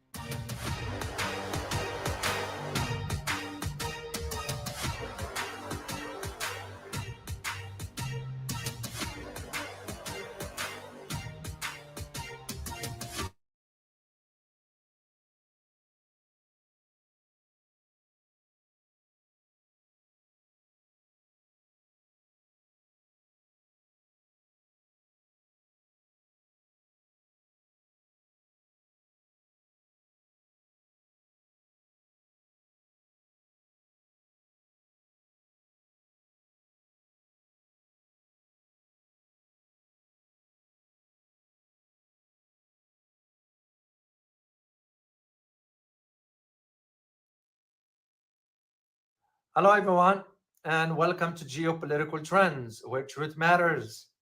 3 days ago, I took the oath of office and we began the golden age of America. Withdrew from the one-sided Paris Climate Accord, and very, very importantly, a national emergency on our border immediately halted all entry of illegal border crossers. And I'm also going to ask Saudi Arabia and OPEC to bring down the cost of oil. You got to bring it down. My message to every business in the world is very simple. Come make your product in America. But if you don't make your product in America, then very simply, you will have to pay a tariff. America will once again become a merit-based country. What will the end of the American century look like?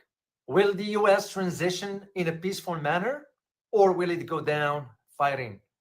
In this video, I am going to provide you my analysis about what can we expect from Trump's foreign policy initiatives. But before I move on, the analysis you are hearing on this platform is unique to this channel. So if you are learning and enjoying these free episodes, please hit the subscribe button in order to share this analysis with people from around the world, so they, like you, can hear the truth. And thank you for your support. Now let's dive in. The era of American hegemony, which dominated global affairs since 1945 and reached its peak after 1991, is coming to an end. In the historical record of global politics, the concept of hegemony refers to the predominant influence of one nation over others. For much of the 20th and early 21st centuries, the United States held this position, shaping international norms, economies, and security structures. However, recent geopolitical and economic developments suggest that this era of unchallenged American dominance is coming to a close. Central to this shift is the foreign policy approach of President Donald Trump, whose actions have sparked debates about the future trajectory of the United States' role in the world. It does not, however, prevent me from saying that the same about his predecessors, who have contributed much worse to the global security and economy. But since my analysis is relevant to today's geopolitical landscape, I tend to focus my narrative on the current President Trump. Trump's foreign policy, a departure from tradition. Donald Trump's past and present tenure mark a significant departure from traditional U.S. foreign policy, if ever there was one. His America First doctrine emphasized national interest, as limited as he may be, often at the expense of long-standing alliances and multilateral agreements. This approach was characterized by three factors. One, unilateral actions. The withdrawal, for example, from GCPOA, the Paris Agreement, and the World Health Organization are a case in point. Two, transactional diplomacy. Trump views international relations through a transactional lenses, focusing on immediate benefits rather than long-term strategic partnerships. And three, trade protectionism. Imposing tariffs on allies and adversaries alike, Trump aimed to protect American industries. That's why he has, you believe, but often strained diplomatic ties. His trade war with China, for example, disrupted the global supply chain and introduced volatility into international market. You all recall. Isolationism or strategic realignments. While some critics label Trump's approach as isolationist, this characterization may oversimplify the nuances of his policies. Trump's policies and action did not signify a complete retreat from global affairs, but a rather redefinition of engagement's terms.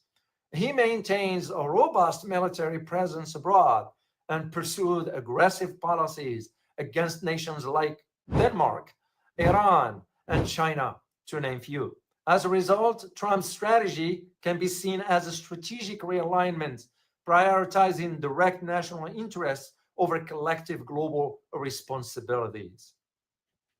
Consequences of global hegemony. When it comes to Trump's foreign policy, there are many profound implications for America's hegemonic status. One, erosion of alliances. By undermining traditional alliances and questioning mutual defense commitments, trust between the US and its allies diminished. It already is. This erosion has led some nations to explore alternative partnerships, potentially weakening the cohesive power structure that underpinned US dominance. Two, rise of China. China's rapid economic growth and the emergence of other economies are reducing the US share of global GDP. The BRICS nations and regional blocs are challenging Western-centric economic system by creating alternatives. Then comes trade wars and protectionism. US-China trade tensions and the domestic protectionist policies risk fragmenting globally economic network, potentially contributing to a decline in US influence. Number three, global perception. America's unpredictable policy shifts have led to perceptions of unreliability, causing allies and adversaries to question its credibility, which in my opinion has been shattered beyond belief. This unpredictability has already diminished America's ability to lead and shape international agendas. The path forward, negating a multipolar world. As the United States grapple with the potential decline of its hegemonic status, several strategies could help navigate this transition if it's done properly. Number one, rebuilding alliances, restoring trust with traditional allies through consistent and transparent policies can strengthen collective security and economic prosperity. Two, engaging in multilateralism, rejoining international agreements, and actively participating in global institutions can reaffirm the US's commitments to collaborative problem solving. And number three, strategic competition. Recognizing the realities of a multipolar world, the US can engage in a healthy competition with emerging powers, focusing on innovation, economic resilience, and diplomatic agility. Here is my conclusion for you. The era of uncontested American hegemony appears to be waning, influenced significantly by the ill-conceived and failed foreign policy decisions. After all, this is the result of having amateurs making decisions in Washington that impacts our nation. While this shift presents challenges, it also offers opportunities for the United States to redefine its role in a changing global landscape. Only if it plays its cards right, by embracing strategic realignment, fostering alliances, and committing to multilateral engagements, America can continue to play a pivotal role in shaping the future of international relations. As we move forward, it is essential to critically assess these developments and place them within the context of reality. And that reality is the world is changing and the United States needs and must change with it. In essence, American hegemony is not ending abruptly, but is evolving into a more contested and collaborative global landscape. If you like this video, please hit the like button and don't forget to subscribe. Coffee. Follow me.